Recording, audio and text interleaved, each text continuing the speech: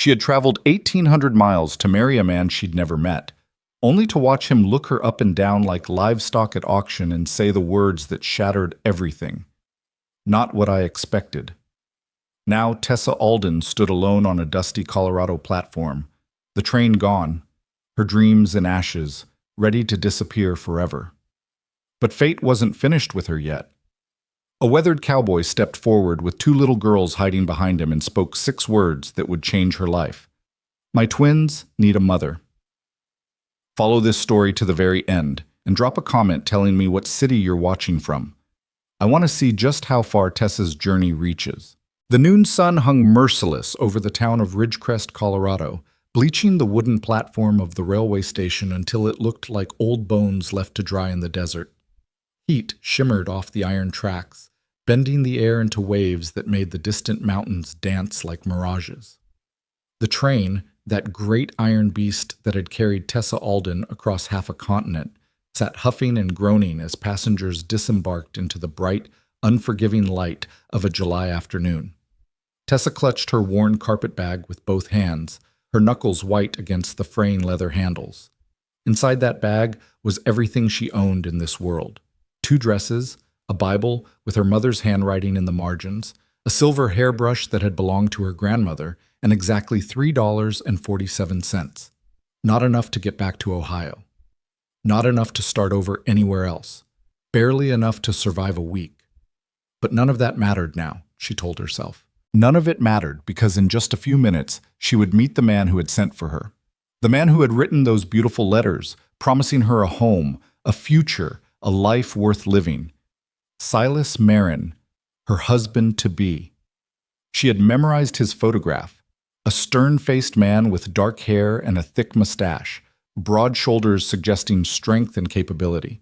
His letters had been formal but hopeful. I'm a man of means, he had written, seeking a respectable woman to share my home and my life. I offer stability, security, and the promise of a good Christian household. Stability. Security. Words that had meant everything to a 24-year-old woman with no family left, no prospects, and a factory job that paid barely enough to keep a roof over her head. Tessa smoothed down the front of her best dress, a simple navy blue cotton with white buttons that she had scrubbed and pressed 3 times before leaving Ohio. She knew she wasn't beautiful. Not in the way of those women in magazines with their tiny waists and porcelain skin. Her face was too square, her hands too rough from years of labor, her auburn hair prone to escaping any pin she put in it. But she was clean, she was presentable, and she had hoped, desperately hoped, that would be enough. The platform was clearing now, families reunited with embraces and tears. Businessmen strode off toward the town's main street with purposeful steps. A mother gathered her children like a hen collecting chicks, herding them toward a waiting wagon. Tessa stood still, scanning every face that passed. Where was he? The station master, a thin man with spectacles and a permanent squint, glanced her way with the practiced disinterest of someone who had seen too many mail-order brides arrive in this town. Some found what they were looking for, some didn't. He had learned long ago not to get involved. Miss, a voice behind her made Tessa spin around, her heart leaping. But it was only a porter, an elderly black man with kind eyes and a uniform that had seen better days. He gestured toward her bag. You need help with that, miss. Someone meeting you? Yes, Tessa said quickly, embarrassed by how eager she sounded. Yes, I'm being met. My intended. He should be here any moment. The porter nodded slowly, something flickering in his eyes that might have been sympathy. Well, you just wait right here then. I'm sure he'll turn up. But the way he said it, the slight hesitation, the careful neutrality, sent a cold finger down Tessa's spine. She waited. The train began to stir again, releasing another great gasp of steam as it prepared to continue its journey west. Passengers who had only been stretching their legs climbed back aboard. The conductor called out the last warning. Still, Tessa waited. The platform emptied. The train groaned forward, its massive wheels beginning their slow rotation, picking up speed until it was nothing but a dark shape disappearing into the shimmering distance. And then it was gone, and Tessa was alone. No, she couldn't be alone. There had to be some mistake. Perhaps Silas was delayed. Perhaps his horse had thrown a shoe, or his wagon had broken a wheel, or, "You the Alden woman?" The voice came from her left, and Tessa turned so fast she nearly dropped her bag. He was standing in the shadow of the station house, a figure she hadn't noticed before. As he stepped forward into the light, Tessa's first thought was that he was older than his photograph. The dark hair now shot through with gray, the mustache thicker, the face harder. His eyes moved over her in a slow, assessing sweep that made her feel like a horse being evaluated at market. "Mr. Marin?" Her voice came out smaller than she wanted. "I'm Tessa Alden. I was beginning to worry." "Yeah," he cut her off. "I can see that." He didn't move toward her, didn't smile, didn't offer his hand or any word of welcome. He just stood there, his arms crossed over his chest, his eyes continuing that terrible inspection. Tessa felt her cheeks flush under his gaze. It's very nice to finally meet you in person, Mr. Marin. Your letters were... Let me get a look at you." He circled her, actually circled her like she was livestock at auction, and Tessa stood frozen, too shocked to move. Her heart hammered against her ribs. This was wrong. Everything about this was wrong. The man in the letters had been formal, yes, but courteous, respectful. This man looked at her like she was something he'd found stuck to the bottom of his boot. He stopped in front of her again and his lip curled. "Not what I expected." The words hit her like a physical blow. For a moment, Tessa couldn't breathe. I beg your pardon?" "You heard me." Silas Marin's voice was flat, dismissive. "The matrimonial agency said you were comely, said you were delicate. Look at you. Hands like a farmhand, shoulders like a man's.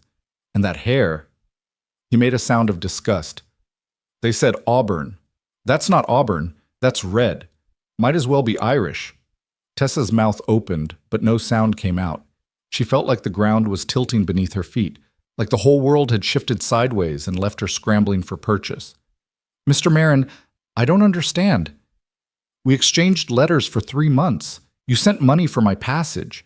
You said..." "I said a lot of things."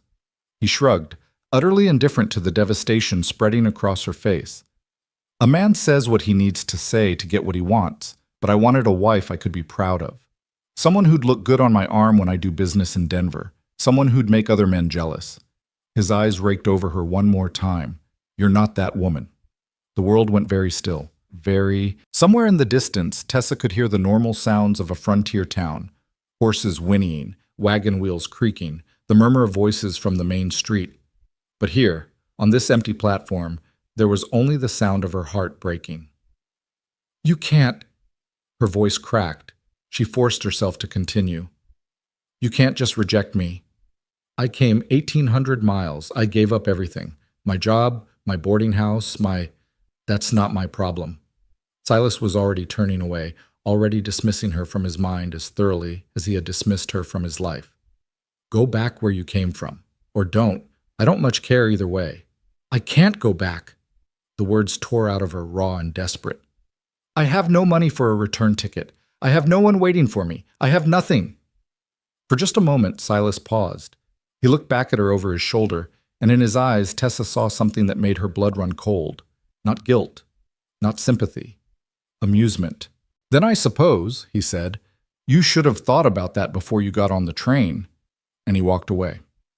Tessa watched him go, watched him stroll down the platform steps and across the dusty street toward the town, never once looking back. She watched until he disappeared around a corner, and still she stood there, rooted to the spot like a woman struck by lightning. The sun beat down on her head. Sweat trickled down her spine beneath her navy dress. She could feel the stares of people passing by, curious, pitying, perhaps even mocking. Another mail-order bride left stranded. Another foolish woman who had gambled everything on a stranger's promises and lost. Slowly, like a puppet with cut strings, Tessa sank down onto a nearby bench. She set her carpet bag at her feet and stared at nothing. What was she supposed to do now? She had no money, no connections, no skills that would earn her a living in a frontier town where she knew no one. She couldn't afford a hotel room, couldn't afford a meal, couldn't afford a single thing that might help her survive until she figured out her next step. And what next step could there possibly be? She thought about her mother, dead these 4 years now, from the consumption that had slowly stolen her away. She thought about her father, who had followed his wife into the grave 6 months later, his heart simply giving out as if it had decided life without her wasn't worth living. She thought about the cramped boarding house in Cincinnati, where she had spent the last 3 years, working 12-hour shifts at the textile factory, saving every penny she could scrape together for this chance, this one desperate chance at a different life. She had dreamed of green pastures, fresh air, a husband who would be kind to her, children, maybe, someday, a family of her own. Instead, she had this: a dusty platform, a worn carpet bag, and the ashes of every hope she had ever allowed herself to hold. For the first time since her mother's funeral, Tessa felt tears burning at the back of her eyes. She blinked them back furiously. She would not cry. Not here, not in public, not where strangers could see her humiliation and add their pity to the weight already crushing her chest. "Excuse me, miss?" The voice was soft, hesitant, so different from Silas Marin's cold dismissal that for a moment Tessa thought she had imagined it. She looked up. A young woman stood before her, perhaps 18 or 19 years old, with a round face and worried brown eyes. She wore the simple dress of a shopgirl or servant, and she twisted her hands together nervously as she spoke. "I'm sorry to bother you, miss, but are you all right? I saw what happened. With Mr. Marin, I mean. Everyone saw." She glanced around as if worried about being overheard. "I just wanted to say, you're not the first. He's done this before, sent for women and then turned them away when they didn't meet his expectations." Tessa stared at her. "What?" "3 times that I know of," the young woman continued, her voice dropping even lower. "Mary Sullivan last spring, she was too short," he said. "Before that there was a widow from Kansas City, too old, and a school teacher from somewhere back east, I don't remember where. Too plain." She paused, her eyes full of genuine sympathy. "It's a kind of sport for him, I think. Makes him feel powerful. The whole town knows, but no one says anything because his family owns half the land around here." The words hit Tessa like a second blow. A sport. Her humiliation, her devastation, her ruined life, nothing but entertainment for a cruel man with too much money and too little conscience. "What happened to them?" Tessa heard herself ask. "The other women?" The young woman's face clouded. "Mary Sullivan found work at the laundry, last I heard. The widow, I don't know, she left town. The school teacher." She hesitated. "There were rumors she went to work at one of the houses on the edge of town. The kind of house where, well, you know." Tessa knew. The young woman seemed to realize she had said too much. She took a step back, her expression shifting to something more guarded. "I should go. I just wanted you to know you're not alone. And if you need help, the church sometimes takes in women who've fallen on hard times. Pastor Williams is a good man. He might be able to—" "Thank you," Tessa interrupted, her voice hollow. "That's very kind." The young woman nodded, gave her one last sympathetic look, and hurried away. Tessa sat alone again, the church, charity, the kindness of strangers who would look at her and see another fallen woman, another cautionary tale, another reason for respectable ladies to whisper behind their fans about the dangers of mail-order marriages. She had spent her whole life trying to be respectable, trying to be good, trying to do everything right, working hard, saving money, staying virtuous, following the rules. And where had it gotten her? Abandoned on a train platform 3,000 miles from anywhere she had ever called home. The afternoon stretched on. The sun began its slow descent toward the western mountains, painting the sky in shades of orange and pink that would have been beautiful if Tessa had been in any state to appreciate them. She watched the shadows lengthen across the platform, watched the town slowly come alive with the early evening bustle of people heading home from work, heading to the saloon, heading anywhere but here. She should move. She knew she should move. Sitting here wouldn't solve anything. But every time she thought about standing up, about walking into that town full of strangers who would judge her and pity her and perhaps offer her charity she was too proud to accept, something inside her simply refused. Maybe she would just sit here until she turned to stone. Maybe the desert wind would wear her away to nothing and she would finally stop feeling this terrible weight in her chest. Maybe— "You waiting for someone?" Tessa looked up, startled out of her dark thoughts. The man standing before her was tall, with broad shoulders and sun-weathered skin that spoke of years spent working outdoors. His face was creased with lines, not the lines of cruelty like Silas Marin, but the lines of a man who had spent his life squinting into the sun and the wind, who had smiled and frowned and worried and hoped. He wore the clothes of a working rancher, dusty boots, worn trousers, a faded blue shirt with the sleeves rolled to his elbows. His hat, a practical thing, not the fancy kind worn by men who wanted to impress, was held in his hands. But it was his eyes that caught Tessa's attention. Gray, like storm clouds, but gentle, careful. There was something in them that made her want to trust him, even though she had learned today exactly where trusting strangers could lead. "No," she said, surprised by how steady her voice sounded. "Not anymore."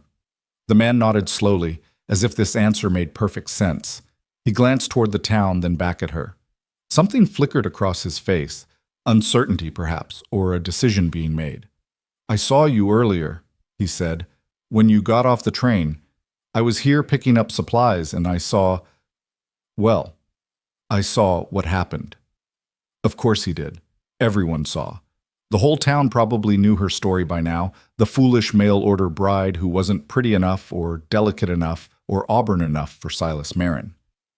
"I'm sorry," Tessa said, though she wasn't sure what she was apologizing for. "I must have made quite a spectacle." "No." The word came quick, almost sharp. "No, you didn't. He did. Silas Marin is—" The man stopped himself, pressing his lips together as if physically holding back words he wanted to say. When he spoke again, his voice was more controlled. "He's not a good man. What he did to you wasn't right."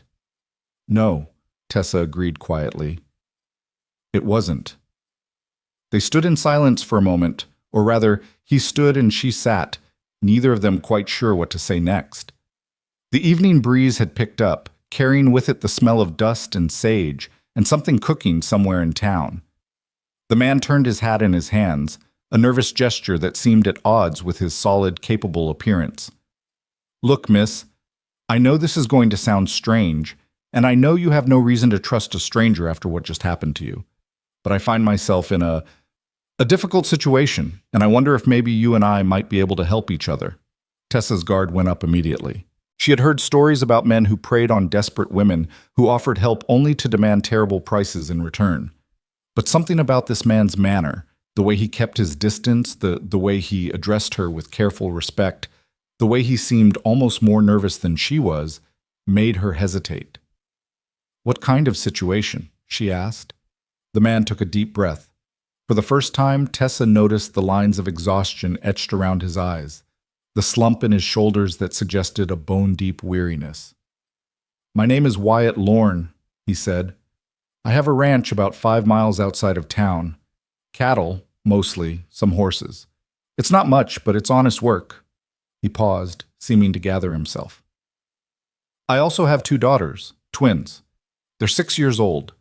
Their mother died 3 years ago, and since then I've been doing my best, but my best isn't good enough anymore." Tessa felt something shift in her chest. Against her will, her defenses lowered just a fraction. "I sent for a bride myself," Wyatt continued. "Through the same agency you used, probably. A woman from Missouri agreed to come out and marry me. Not for love, I didn't expect that. Just for companionship, help, someone to be a mother to my girls." His voice cracked slightly on the last word. "She was supposed to arrive today, on this train, but she didn't come. Sent a telegram instead saying she'd changed her mind. Found a better offer, apparently. A banker in St. Louis."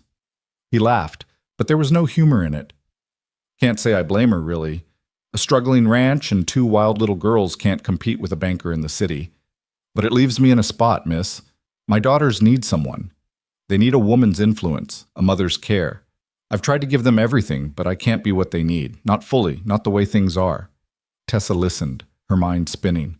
Was this man really standing here offering her what Silas Marin had just cruelly snatched away? A home? A purpose? "Mr. Lorne, please," he said, holding up a hand. "Let me finish. I know what this sounds like.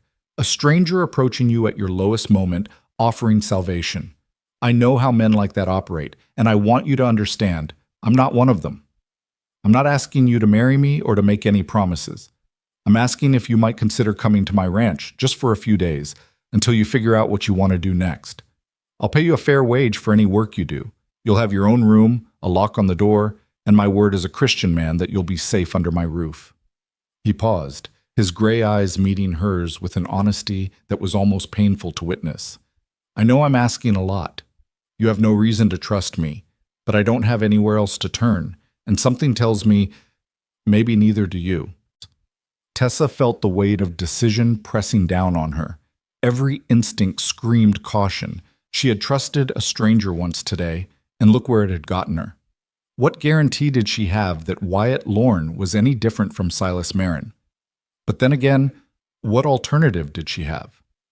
$3.47, no return ticket, no friends, no family, no prospects. The church charity that the young woman had mentioned, where she would be just another object of pity. Or worse, the house on the edge of town, where desperate women went when they had no other options left. And against all of that, here was a man offering her shelter, a wage, a locked door. It wasn't the fairy tale she had dreamed of.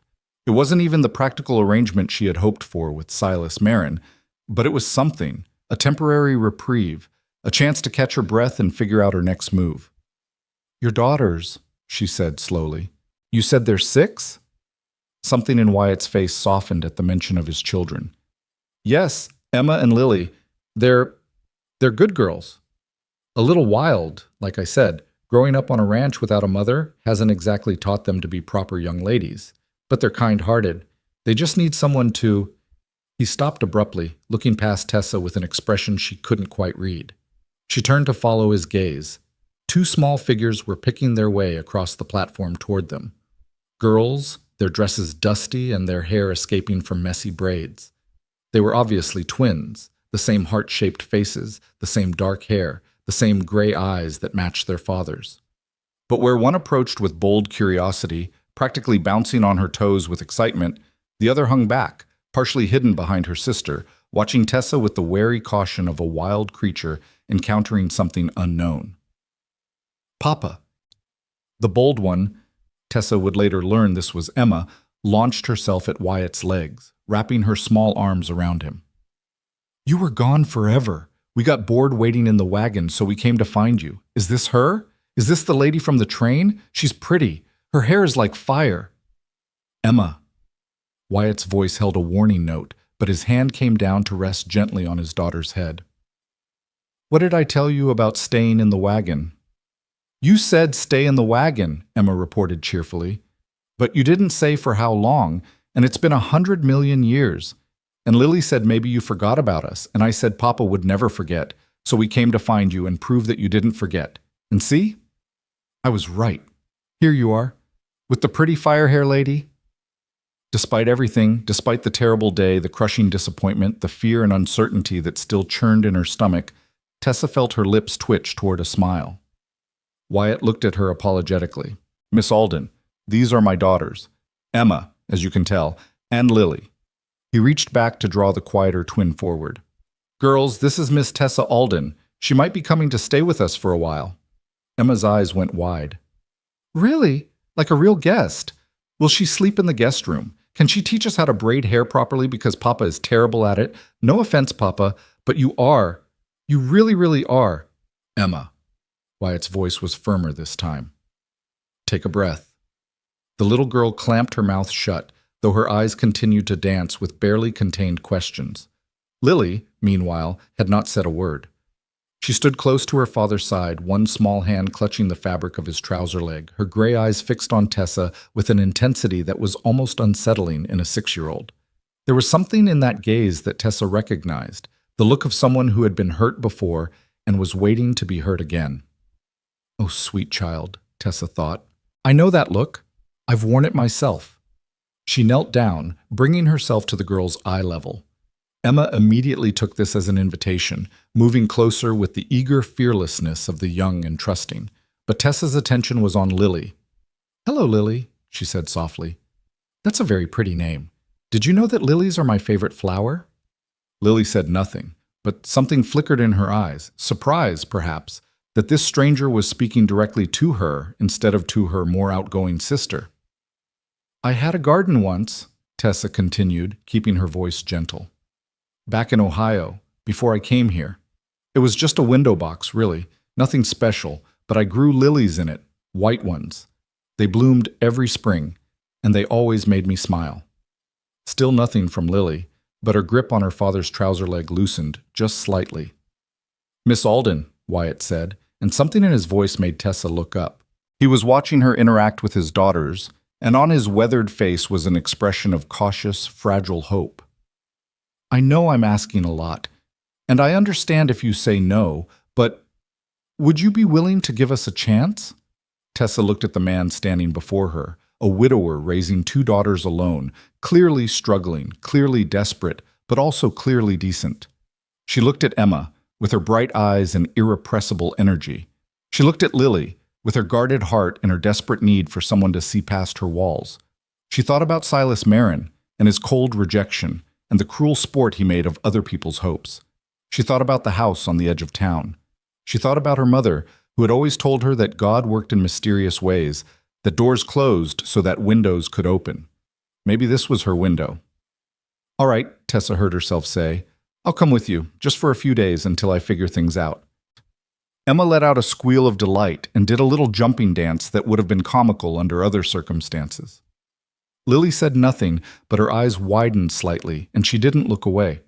Wyatt nodded, relief flooding his features. "Thank you, Miss Alden. You won't regret this. I promise you, on my honor, you won't regret this." As Tessa rose to her feet, picking up her worn carpet bag, she wasn't sure if she believed him.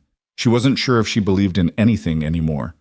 But as she followed Wyatt Lorne and his twin daughters off the platform and toward the wagon that would carry her away from this town of broken promises, she felt something she hadn't expected to feel ever again. Hope. Small, fragile, battered, but hope nonetheless. The journey from Ridgecrest to the Lorne Ranch took about an hour by wagon, following a rutted road that wound through canyon country so stark and beautiful it took Tessa's breath away. Red rock formations towered on either side, their surfaces carved by centuries of wind and water into shapes that seemed almost alive in the late afternoon light. Scrubby junipers clung to impossible ledges, their roots somehow finding purchase in solid stone. In the distance, purple-shadowed mountains rose against a sky that was turning gold and pink as the sun continued its descent. Emma chattered almost the entire way, filling the silence with observations about every rock formation, every bird that flew overhead, every wildflower that grew beside the road. She told Tessa about her horse, named Buttercup, her favorite barn cat, named Sir Whiskers McFluffington, which she insisted on saying in full every single time. Her best friend from town, a girl named Sally, whose father ran the general store, and approximately 47 other subjects that blended together into an endless stream of cheerful noise. Lily, by contrast, remained silent. She sat pressed against her father's other side, as far from Tessa as the wagon bench would allow, and watched the landscape pass with an expression that gave nothing away. Every now and then, when she thought no one was looking, Tessa caught her sneaking glances, quick, assessing looks that would dart away the moment Tessa turned her head. Wyatt, for his part, drove the wagon with the quiet competence of a man who had made this journey 1,000 times before. He answered Emma's occasional questions with patient, one-word responses and offered directions to Tessa when the road forked or the terrain became particularly rough. But mostly, he was silent, lost in thoughts he didn't share. Tessa found herself studying him when she thought he wouldn't notice. There was something about Wyatt Lorne that she couldn't quite figure out, a depth behind his calm exterior that suggested currents running far below the surface. His letters, not that she had received any letters from him, she reminded herself. She had never heard of him before today, might have been simple and practical, but the man himself seemed to carry whole volumes of unspoken stories in the lines of his face. What had his wife been like? How had she died? What had the past 3 years been like for him, raising 2 young girls alone on a remote ranch? And why did looking at him make something flutter in her chest in a way that had nothing to do with fear? Stop it, Tessa told herself sternly. You're not here for romance. You're not here for anything except survival. Don't make the same mistake twice in one day." As if sensing her thoughts, Wyatt glanced her way. Their eyes met for just a moment, and something passed between them, an acknowledgement perhaps of the strange circumstances that had brought them together. Then he looked away, turning his attention back to the road, and the moment was gone. The ranch, when they finally reached it, was not what Tessa had expected. In her imagination, fueled by dime novels and frontier stories, she had pictured something grand, a sprawling homestead with whitewashed fences and a big red barn, maybe a windmill turning lazily in the breeze. The reality was considerably more modest, a small cabin of weathered wood, a barn that had seen better days, a corral where a handful of horses stood watching their arrival with pricked ears. Everything had the look of hard use and harder times, of a place where survival took precedence over beauty. But it was clean. Tessa noticed that immediately. The porch had been swept recently. The windows, though few, were clear of dirt. Someone had planted flowers along the front of the cabin. Wildflowers, by the look of them, struggling but alive. A home. Humble, yes. Struggling, certainly. But a home nonetheless. "It's not much," Wyatt said, pulling the wagon to a stop. There was something almost apologetic in his voice. "I know it doesn't compare to—" "It's perfect," Tessa interrupted, surprising herself with the word. Wyatt looked at her, clearly uncertain whether she was serious or simply being polite. Tessa met his gaze steadily. "I grew up in a one-room apartment above a butcher shop," she said. "My parents slept in the main room, and I slept in a closet that had been converted into a bedroom. This—" She gestured at the cabin, the barn, the wide-open sky. "This is more space than I've ever had in my life." Something shifted in Wyatt's expression. The wariness that had been there since they met seemed to ease, just slightly. "Well then," he said, "let me show you around." The tour didn't take long.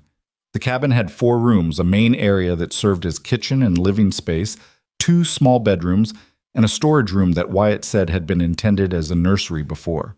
He trailed off, leaving the sentence unfinished, and Tessa didn't press.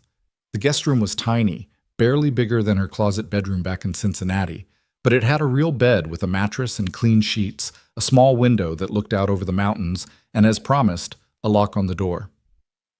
"This lock is new," Tessa observed, running her fingers over the shiny brass. "Installed it this morning," Wyatt admitted. "After I got the telegram that my intended wasn't coming, I figured—" He paused, seemingly embarrassed. "I figured if I could find someone else to help with the girls, she ought to have a way to feel safe. Know that her privacy would be respected." Tessa looked at him, really looked at him, and felt something warm bloom in her chest. "Thank you, Mr. Lorne. That was very thoughtful." "Just Wyatt, please." He shifted his weight, clearly uncomfortable with praise. "Mr. Lorne was my father." "Then you must call me Tessa." A smile ghosted across his face, the first real smile she had seen from him. It transformed his features, softening the hard lines and lighting up those gray eyes. "Tessa," he repeated, as if testing the way it felt on his tongue. "All right then, Tessa." From outside came a shriek of childish laughter. Emma, by the sound of it, probably chasing Sir Whiskers McFluffington around the barn. Wyatt winced. "I should go make sure she hasn't gotten herself into trouble. Will you be all right for a few minutes? Supper won't be anything fancy. I'm not much of a cook, I'm afraid. But there's salt pork and beans, and I made bread this morning that isn't completely terrible." "I can cook," Tessa said automatically. "I mean, if you'd like, if you'd find that helpful. I'm not a chef by any means, but I can make a decent meal out of most anything." Wyatt's eyes widened slightly. "You'd do that? After the day you've had?" "Cooking is soothing to me," Tessa said, and it was true. "It gives my hands something to do while my mind settles. If you'll show me where everything is, I'd be happy to make supper." For a long moment, Wyatt just looked at her. There was something in his expression that Tessa couldn't quite name. Gratitude, maybe, or wonder, or something softer still. "Tessa Alden," he said finally, "I think God might have sent you to us." Then he was gone, his boots loud on the wooden floor as he went to wrangle his children, and Tessa was left alone in the small kitchen with her thoughts and a sudden, overwhelming urge to cry. But she didn't cry. Instead, she rolled up her sleeves, found an apron hanging from a hook by the door, and got to work. Supper that night was simple. The salt pork and beans Wyatt had mentioned, dressed up with some onions and molasses Tessa found in the pantry, along with the bread, which was, as promised, not completely terrible, and some preserved peaches for dessert. It wasn't fancy, but it was warm and filling, and the way Wyatt's eyes lit up when he took his first bite told Tessa everything she needed to know. The twins sat across from her at the rough wooden table, Emma attacking her food with the enthusiasm of a much larger person, and Lily picking at hers with the careful delicacy of a bird. Tessa made no comment on either approach, simply eating her own meal and letting the silence stretch comfortably. After about 10 minutes, Emma put down her fork and fixed Tessa with a penetrating stare. "Miss Tessa," she said, in the tone of a prosecutor about to cross-examine a witness, "are you going to be our new mother?" Tessa nearly choked on her beans. "Emma!" Wyatt's voice was sharp with embarrassment. "That's not an appropriate question." "Why not? Sally's mother died and her father married a new lady, and now Sally has a new mother, and she says it's really nice because her new mother knows how to do hair and makes really good cookies." "I want a mother who can do hair. No offense, Papa." "Emma, that's enough." But the little girl was not to be deterred. "Papa brought you home, didn't he? And you're sleeping in our house, and you made us supper. That's what mothers do. So are you going to be our mother or not?" Tessa looked at Wyatt, hoping for rescue, but he seemed as much at a loss as she was. His face had gone red beneath his tan, and he was staring at his plate as if hoping it might offer answers. "I'm just staying for a few days," Tessa said carefully, turning back to Emma, "to help out while I figure out my next steps. I'm not anyone's mother." "But you could be," Emma pressed, "if you wanted to. You're nice, and you made good supper, and Lily likes you." This last statement was delivered with absolute confidence, despite the fact that Lily had not said a single word to Tessa since they'd met. Tessa glanced at the quieter twin, who was studying her plate with intense concentration, her cheeks pink. "Does she?" Tessa asked softly. "She does," Emma said, as if this were established fact. "She told me. When you were talking about the lilies, she said she wished someone had named a flower after her." Lily's head snapped up, her eyes wide with betrayal. "I did not." "You did so. You said—" "I didn't say anything. You're a liar, Emma Lorne." "I am not. You're the liar. You said—" "Girls!" Wyatt's voice cut through the escalating argument with the force of a thunderclap. Both twins fell silent immediately, though they continued to glare at each other with the intensity only siblings can muster. "That's enough. We have a guest. You will both be polite, or you will both go to bed without dessert." This threat, apparently a dire one, given the preserved peaches waiting on the counter, was enough to subdue even Emma. She picked up her fork again and returned to her meal, though not without one last mutinous look at her sister. Lily, for her part, had gone very still. Her eyes were fixed on her plate again, but Tessa could see the glisten of tears threatening at their corners. She's embarrassed, Tessa realized. Emma exposed something she didn't want anyone to know, and now she's humiliated. Without thinking, Tessa reached into her pocket and pulled out a handkerchief. Plain white cotton, nothing special, but it had her initials embroidered in the corner in thread that had once been blue but had faded to gray from many washings. "Lily," she said quietly, and waited until the child looked up. "I have to tell you a secret." Lily's eyes were wary, but curious despite herself. "My full name," Tessa continued, "is Tessa Rose Alden. My mother named me after her favorite flower, too. So you see, we have something in common." For a long moment, Lily just stared at her. Then very slowly, one corner of her mouth twitched upward in what might have been the beginning of a smile. "Tessa is a pretty name," she whispered. It was the first word she had spoken directly to Tessa since they'd met. "So is Lily," Tessa whispered back. "I think both our mothers had very good taste." The almost smile grew just a fraction wider, and when Tessa held out the handkerchief, an offering, a gesture of solidarity, Lily reached out and took it. Across the table, Wyatt watched this exchange with an expression that Tessa couldn't read. But later, after the dishes were washed and the girls were in bed and Tessa was saying goodnight at the door to her small room, He caught her arm gently.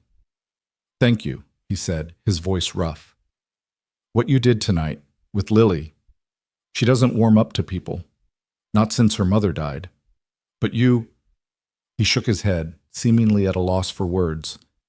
"Thank you." "She's a sweet girl," Tessa said. "They both are.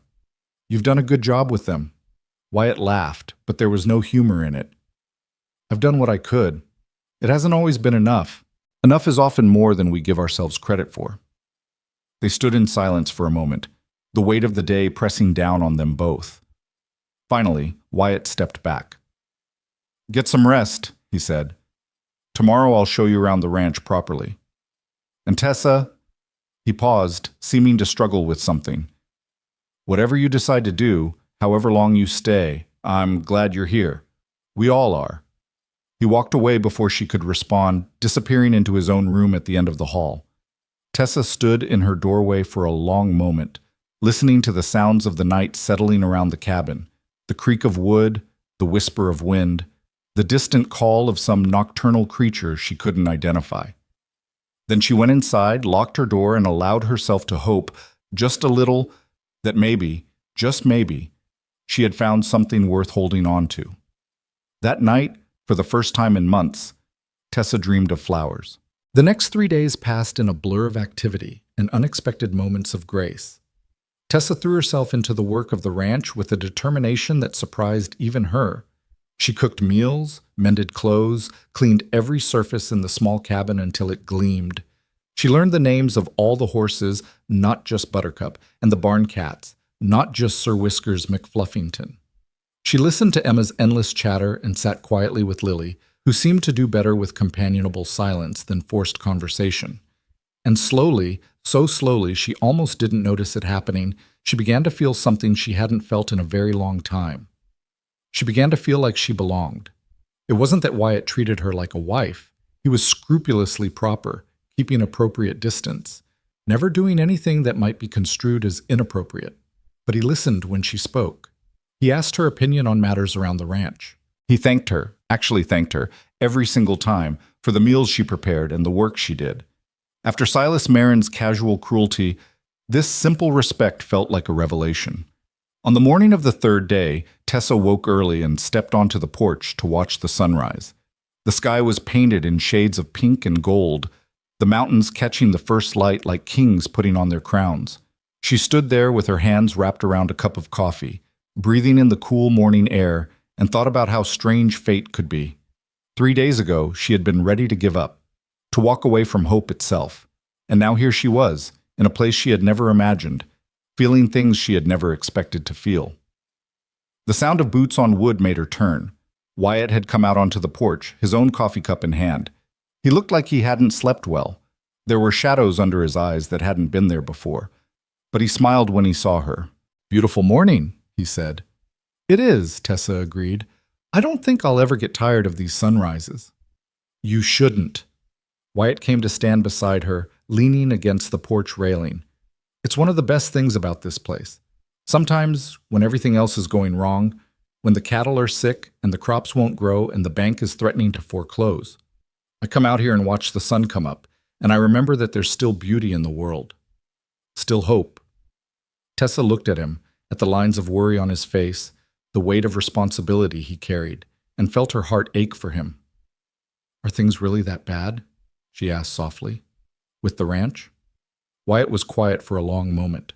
When he spoke, his voice was heavy with the kind of exhaustion that went deeper than physical tiredness. "We've had 3 bad years in a row," he said. "Drought, disease. Last winter we lost half the herd to a storm that came in faster than anyone expected.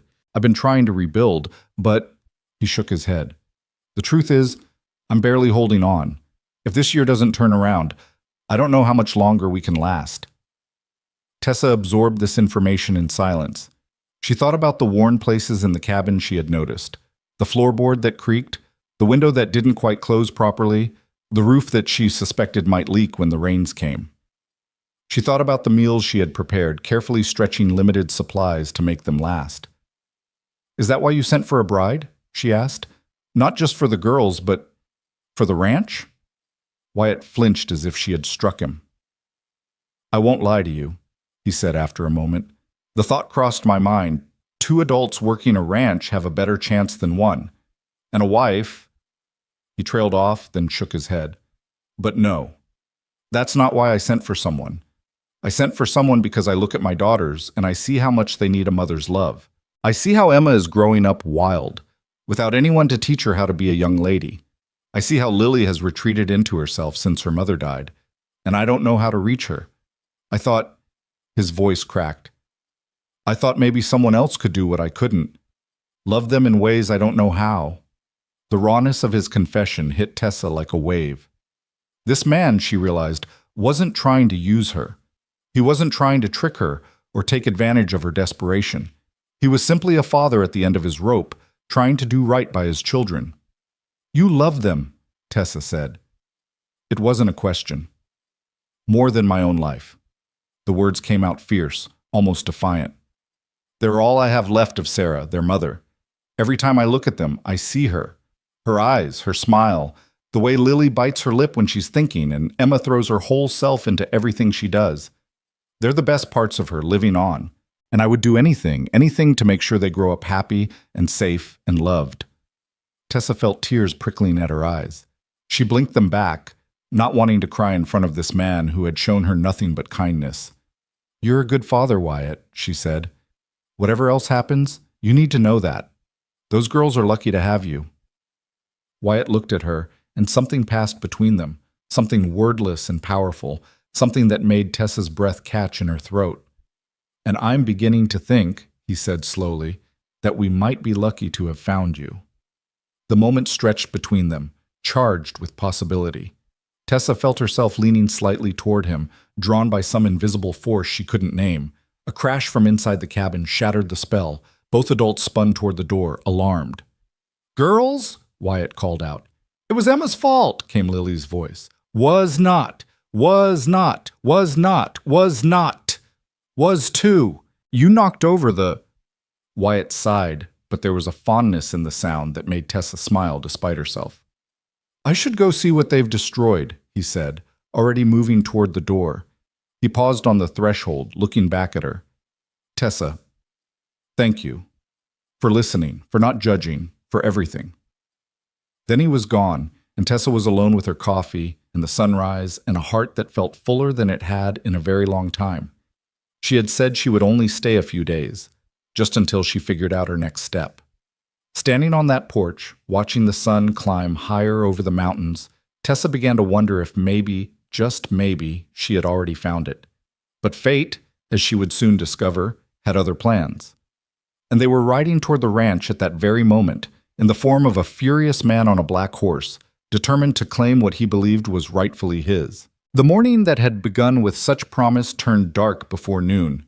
Tessa was in the kitchen, teaching Emma how to knead bread dough, or rather, trying to teach her while the little girl made a magnificent mess of flour that seemed to spread to every surface within a 5-foot radius. Lily sat at the table nearby, pretending to read a picture book, but actually watching the baking lesson with barely concealed interest, her gray eyes tracking every movement Tessa's hands made. You have to push with the heel of your hand, Tessa explained, demonstrating the motion. See? Push, fold, turn. Push, fold, turn. It's like a dance. A dance with bread, Emma announced gleefully, attacking the dough with more enthusiasm than technique. Hello, Mr. Bread. Would you like to dance? 1, 2, 3, 1, 2, 3. Gently, Tessa laughed. You're not trying to fight it, sweetie. You're trying to... She never finished the sentence. The sound of hoofbeats cut through the quiet morning. Hard, fast hoofbeats that spoke of urgency or anger or both. Tessa's hands stilled on the dough. Through the kitchen window, she could see a cloud of dust approaching on the road that led to the ranch. A single rider, pushing his horse hard. Something cold and heavy settled in Tessa's stomach. Emma, Lily, she said, keeping her voice calm with an effort that cost her dearly. Why don't you two go wash up in the back room? You've got flour everywhere. But I want to see who's coming, Emma protested. Now, please. Something in Tessa's tone must have communicated itself to the children because, for once, Emma didn't argue. She grabbed her sister's hand and pulled her toward the back of the cabin, casting curious glances over her shoulder. Tessa wiped her hands on her apron and moved to the window, her heart pounding against her ribs like a trapped bird. The rider was closer now, close enough that she could make out details. A black horse, lathered with sweat. A dark-haired man in expensive clothes, his face twisted with rage. Silas Marin. For one wild moment, Tessa considered running. There was a back door. She could grab the girls and flee into the canyon country, lose themselves in the maze of red rocks and hidden valleys. But even as the thought formed, she knew it was foolish. Where would they go? How long could they survive? And what would Wyatt think when he came back from checking the cattle to find his home abandoned? No, she would not run.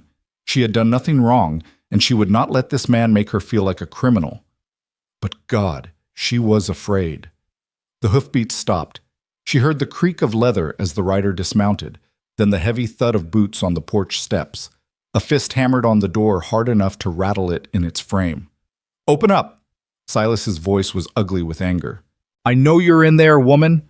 Tessa stood frozen, her hands clenched at her sides. The hammering came again. "I said open up, or so help me. I'll break this door down." "What's going on?"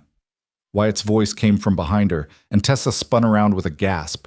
He had come in through the back door, must have seen the rider approaching and circled around. His face was tense, his hand resting on the pistol at his hip. "It's him," Tessa whispered. "Silas Marin, the man who—" "I know who he is." Wyatt's jaw tightened. "Stay back." He moved past her to the door and pulled it open. Silas Marin stood on the porch, his face flushed with rage, his expensive coat dusty from the ride. His eyes swept past Wyatt to find Tessa, and something in his expression made her skin crawl. "There she is," he said, his voice dripping with contempt. "The runaway bride." "Did you think you could just disappear, woman?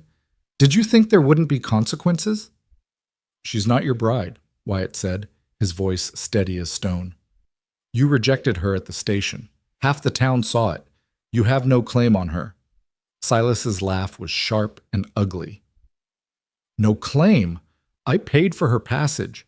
I invested time and money bringing her here. That makes her my property, cowboy. And I don't take kindly to people stealing what's mine." "I'm not anyone's property." Tessa's voice came out stronger than she expected, fueled by a fury that burned away her fear. She stepped forward, past Wyatt's outstretched arm, to face the man who had humiliated her. "You rejected me. You told me I wasn't what you expected. You said you didn't care what happened to me." "I changed my mind." Silas's eyes raked over her, that same appraising look she remembered from the train platform. "Been thinking about it these past few days. Maybe I was too hasty. You're not what I wanted, but you might be what I need. A woman who's been put in her place, who knows she's got no options." His smile made her stomach turn. "That kind of woman doesn't make demands, doesn't expect much. Just does what she's told and counts herself lucky." Tessa felt the blood drain from her face. "You need to leave." Wyatt's voice had gone very quiet, very controlled. In her limited experience, Tessa had learned that this was far more dangerous than shouting. "Now! Or what?" Silas turned his attention to Wyatt, contempt dripping from every word. "You'll make me? Look at you. A dirt farmer in a falling-down shack, raising 2 brats on your own because no respectable woman would have you. You're so desperate you'll take another man's leavings. It's pathetic." Wyatt didn't move, didn't flinch, didn't rise to the bait. "This is my land," he said evenly. "You're not welcome on it. I'm asking you one more time to leave. I'm not going anywhere without her." Silas jabbed a finger toward Tessa. "She owes me, and she's going to pay what she owes, one way or another." "She doesn't owe you anything." "The hell she doesn't." Silas's veneer of control cracked, revealing the ugly rage beneath. "Do you know what people are saying about me in town? That I got rejected by a mail-order bride. Me! Silas Marin. They're laughing at me in the saloon, whispering behind my back. She embarrassed me in front of everyone, and now she's going to come back and set things right. She's going to marry me like she was supposed to, and everyone's going to see that Silas Marin always gets what he wants." "I would rather die," Tessa said quietly. The words fell into the charged silence like stones into still water. Silas went very still, his face darkening. "What did you say to me?" "I said I would rather die than marry you. Tessa's voice shook, but she forced herself to continue. You treated me like livestock at auction. You humiliated me in public. You left me stranded with no money and no way home. And now you come here to someone else's home and demand that I give myself to you? She shook her head. No, I don't belong to you. I never did and I never will. For a moment, Silas just stared at her. Then his face twisted into something ugly, something dangerous. You stupid woman, he said softly. Do you have any idea what I can do to you? My family owns half this county. I can make sure no one in 100 miles will give you work or shelter. I can have you arrested for theft, say you stole from me before you ran. Who do you think the sheriff will believe? A Marin or some nobody from back east? Get off my land. Wyatt stepped forward, putting himself between Tessa and Silas. His hand had moved to rest on the grip of his pistol. I won't ask again. Silas's eyes flickered to the gun, and for just a moment uncertainty crossed his face. Then his expression hardened again. You're making a mistake, cowboy. A serious mistake. The Marins have a long memory, and we don't forget when someone crosses us. Neither do I. The two men stood face to face, tension crackling between them like lightning before a storm. Tessa held her breath, afraid that any movement might shatter the fragile balance and send everything spiraling into violence. Finally, Silas took a step back. This isn't over, he said, pointing at Tessa. You hear me? This is far from over. I'll be back, and when you come back, Wyatt said quietly, you'd better bring more than threats. Something flickered in Silas's eyes, fear maybe, or surprise that this weathered rancher wasn't intimidated by the Marin name. He opened his mouth as if to respond, then seemed to think better of it. We'll see, he said. We'll just see about that. He turned on his heel and strode back to his horse. Tessa watched as he mounted, jerked the animal's head around roughly, and spurred it into a gallop.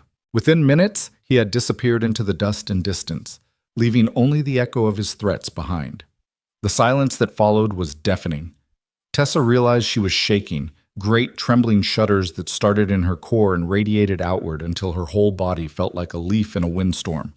Her knees buckled, and she might have fallen if Wyatt hadn't been there suddenly, his strong hands catching her arms, steadying her. Easy, he murmured. Easy. He's gone. He'll come back. Her voice sounded strange to her own ears, thin and fragile. You heard him. He'll come back, and he'll bring trouble, and it will be my fault. It won't be your fault. Wyatt's grip on her arms tightened slightly. Not enough to hurt, just enough to anchor her. None of this is your fault. You didn't ask for that man's attention. You didn't do anything wrong. But your ranch, your daughters, if the Marins decide to make trouble for you, let me worry about that. Tessa looked up at him, into those gray eyes that held no judgment, no blame, only a fierce protective determination that made her heart ache. Why? She whispered. Why are you doing this? You barely know me. I'm nothing to you, just a stranger you found on a train platform 3 days ago. Why would you risk your livelihood, your family, everything you've built, for someone like me? Wyatt was quiet for a long moment. When he spoke, his voice was rough with emotion. Because someone should have done this for my Sarah. The name hung in the air between them, weighted with grief and memory. Her family didn't approve of me, Wyatt continued, the words coming slowly, as if each one cost him something. I was just a cowhand then, working on her father's ranch. Had nothing but the clothes on my back and a dream of someday owning my own spread. She was the boss's daughter, smart, beautiful, could have had anyone she wanted. But she chose me. He released Tessa's arms and turned away, staring out at the mountains in the distance. When her father found out, he threw her out, told her she was no daughter of his anymore. Said if she went with me, she'd be dead to him. His voice cracked. She came with me anyway, left everything behind, her family, her home, her inheritance, because she believed in what we could build together. Tessa listened, her own trembling forgotten. We had 5 good years, Wyatt said softly. 5 years of hard work and harder times, but we were happy. Built this ranch from nothing, had the twins. Sarah used to say that as long as we had each other, we had everything. He paused, and when he spoke again, his voice was barely audible. She died 3 winters ago. Fever took her. 1 week she was laughing and playing with the girls, and the next... He didn't finish the sentence. He didn't have to. When she was dying, he continued, she made me promise 2 things. Take care of our daughters, and never let anyone make me feel like I wasn't worthy, like our love wasn't worthy, just because I didn't have money or name or power. He turned back to face Tessa, and she saw that his eyes were bright with unshed tears. Silas Marin looks at you and sees someone beneath him, someone he can use and discard and reclaim whenever it suits him. That's how Sarah's father looked at me, and I swore on her grave that I would never stand by while someone did that to another human being, not if I had the power to stop it. Tessa felt tears sliding down her own cheeks. She hadn't even realized she was crying. I'm sorry, she whispered. About Sarah. She sounds like she was an extraordinary woman. She was. A ghost of a smile crossed Wyatt's face. She really was. And I think she would have liked you. Before Tessa could respond, a small voice came from behind them. Papa? They both turned. Lily stood in the doorway to the back room, her face pale, her gray eyes enormous. Behind her, Emma hovered, for once silent, her usual exuberance subdued by something she didn't quite understand. Is the bad man gone? Lily asked. Wyatt crossed to his daughter and knelt down, pulling her into his arms. He's gone, sweetheart. Everything's all right. He was yelling. Lily's voice was muffled against his shoulder. He sounded angry, like the men who came when Mama was sick, the ones who said we had to leave our house. Tessa saw Wyatt flinch, saw the shadow of old pain cross his face. What other hardships had this family endured that she didn't know about? That was different, Wyatt said gently. And we're not leaving our house. No one is going to make us leave, I promise. But what if he comes back? This from Emma, who had crept forward to stand beside her sister. What if he brings more bad men? Then I'll deal with them. Wyatt's voice was firm, certain. No one is going to hurt you or your sister, not while I'm alive. Tessa watched him with his daughters, saw the fierce love in his eyes, the protective set of his shoulders, the way his large hands cradled their small bodies as if they were the most precious things in the world, which, to him, they were. And she made a decision. Wyatt. He looked up at her, and something in her expression made him straighten. I think, Tessa said slowly, that I need to leave. The words hit him like a physical blow. She saw it in the way his face went blank, the way his arms tightened around his daughters. Tessa, listen to me. She held up a hand to forestall his protest. Silas Marin is a dangerous man. He's vindictive and powerful, and he's not going to let this go. As long as I'm here, I'm putting you and your family at risk. If I leave, go somewhere far away where he can't find me, maybe he'll forget about you, maybe he'll decide it's not worth the trouble. And maybe he won't.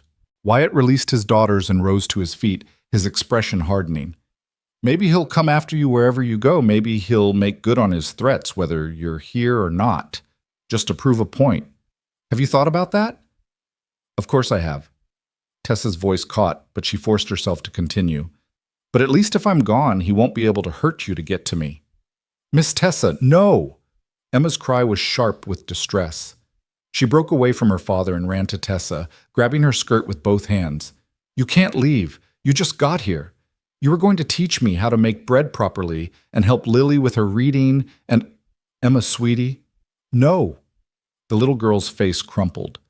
Everyone leaves. First Mama left, and then the lady from Missouri didn't come, and now you're leaving too. It's not fair. She buried her face in Tessa's skirt and sobbed. Tessa looked down at the small shaking body, then up at Wyatt, her heart breaking.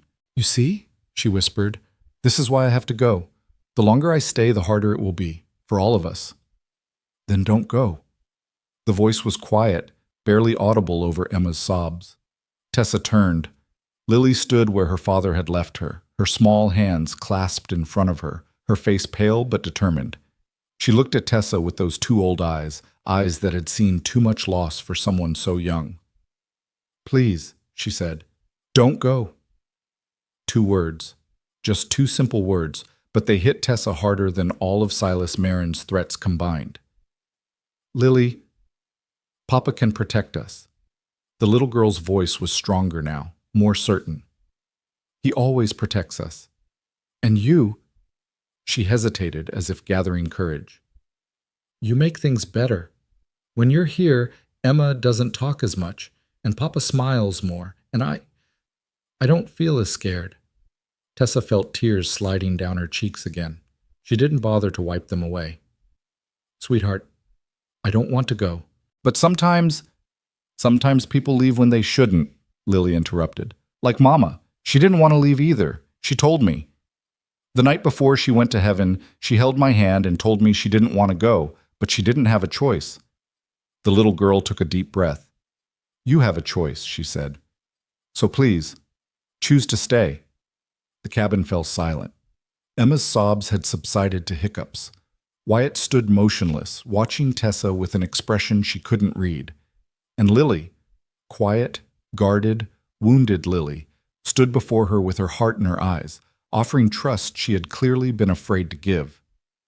Tessa thought about her mother, who had told her once that courage wasn't the absence of fear, but the decision that something else was more important than fear. She thought about the woman at the station who had told her about the other brides Silas had rejected, the ones who had ended up in laundries, or worse. She thought about Sarah Lorne, who had left everything behind for love and never regretted it. And she thought about herself, Tessa Rose Alden, who had come west looking for a new life and had found it in the most unexpected of places. All right, she said softly. I'll stay. Emma let out a shriek of joy and hugged her legs so hard Tessa nearly toppled over. Lily's face broke into the first real smile Tessa had seen from her, a beautiful smile that transformed her solemn features and made her look, for just a moment, like the carefree child she should have been. And Wyatt simply nodded, but in his eyes, Tessa saw something that made her heart skip a beat. Relief, yes. Gratitude, certainly. But something else, too. Something that looked almost like hope. Thank you, he said quietly. We'll face whatever comes. Together. Together. It was a word that carried weight, promise, possibility. Tessa wiped her eyes and bent down to embrace both twins at once, pulling them close and breathing in the clean child smell of them, soap and sunshine and innocence. Together, she agreed.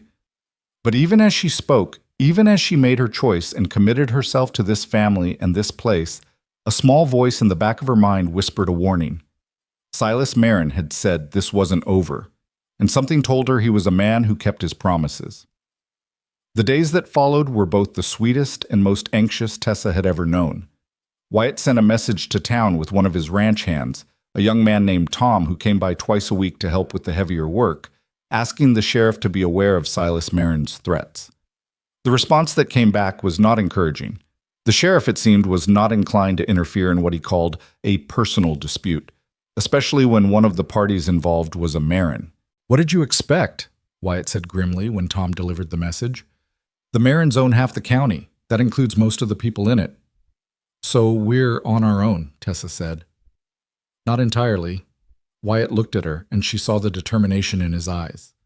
We have friends in town. People who don't like the Marins any more than we do. They'll help if they can. It wasn't much comfort, but it was something. In the meantime, life on the ranch continued. There was work to be done. Always work, Tessa was learning. Cattle to tend, horses to feed, fences to mend, 100 small tasks that kept the place running. She threw herself into it with a determination that surprised even her, finding in the hard physical labor a kind of peace she had never known in the factories of Cincinnati. And slowly, day by day, she began to build something she had never dared to hope for, a family. It happened in small moments. Morning coffee on the porch with Wyatt, watching the sun paint the mountains gold, afternoon lessons with the twins, teaching Emma to read and Lily to write her letters, marveling at how quickly both girls learned. Evening meals around the rough wooden table, laughter echoing off the cabin walls as Emma told elaborate stories about Sir Whiskers McFluffington's adventures. Bedtime became Tessa's favorite ritual. She would sit on the edge of the girls' shared bed, a narrow thing barely big enough for both of them, and read from the Bible her mother had given her. Not the fire and brimstone passages that had frightened her as a child, but the gentle ones. The Lord is my shepherd. Let the little children come to me. Love is patient. Love is kind. Sometimes, as she read, she would look up to find Wyatt watching from the doorway. Their eyes would meet across the small room, and something would pass between them, something unspoken but understood. A recognition, a connection, a promise waiting to be made. It was on the 7th night of her stay, a week since she had arrived in Ridgecrest, a week that felt like both a lifetime and no time at all, that things changed between them. The twins were asleep, their breathing soft and even in the darkness. Tessa had just finished tucking the blanket around them when she turned to find Wyatt still in the doorway, not watching the girls this time, but watching her. "Can I talk to you?" he asked quietly. "On the porch?" Tessa nodded, her heart suddenly racing. They stepped outside into the cool night air. The sky was vast and dark, scattered with more stars than Tessa had ever seen in her city-bound life. A half-moon hung low on the horizon, casting silver light over the canyon country and making the red rocks glow like embers. For a long moment, neither of them spoke. They stood side by side at the porch railing, close but not touching, looking out at the beauty of the night. Finally, Wyatt cleared his throat. "I've been thinking," he said. "That sounds dangerous." He laughed, a short, surprised sound, as if he hadn't expected to find humor in this moment. "It probably is. I'm not much good at thinking, more of a doing kind of man." "Nothing wrong with that." Another silence. Then, "When Sarah died," Wyatt said slowly, "I thought that part of my life was over. The part where I could feel that way about someone. I thought I'd used up all the love I had, and there wasn't any more to give." Tessa's breath caught in her throat. "I was wrong." He turned to face her, and in the moonlight, his gray eyes were almost silver. "This past week, watching you with my girls, watching you make this house into a home again, I've started to feel things I thought I'd never feel again. Things I'm not sure I have the right to feel." "Wyatt, let me finish." He held up a hand and she fell silent. "I know I'm not what you came out here looking for. I'm not rich like Silas Marin. I can't give you a big house or fine clothes or any of the things a woman like you deserves. All I have is this ranch, this struggling, barely holding on ranch, and 2 daughters who need more than I can give them." He took a deep breath. "But I also have this." He pressed a hand to his chest, over his heart.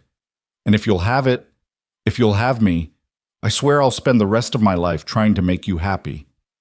The words hung in the air between them, fragile as spun glass. Tessa felt tears pricking at her eyes. She opened her mouth to respond, but before she could speak, Wyatt continued. "I'm not asking you to answer now. I know this is fast, too fast probably. You've been here a week, and we barely know each other, and you've got every reason not to trust any man who asks anything of you. He ran a hand through his hair, a gesture of frustration. "I needed you to know how I feel. Whatever you decide, wherever this goes, I needed you to know that you're not just hired help to me. You're not just the woman who takes care of my daughters. You're Wyatt." He stopped, looking at her with something like fear in his eyes. Tessa stepped closer to him, close enough to see the pulse jumping in his throat, close enough to smell the clean scent of him, leather and sage and honest sweat.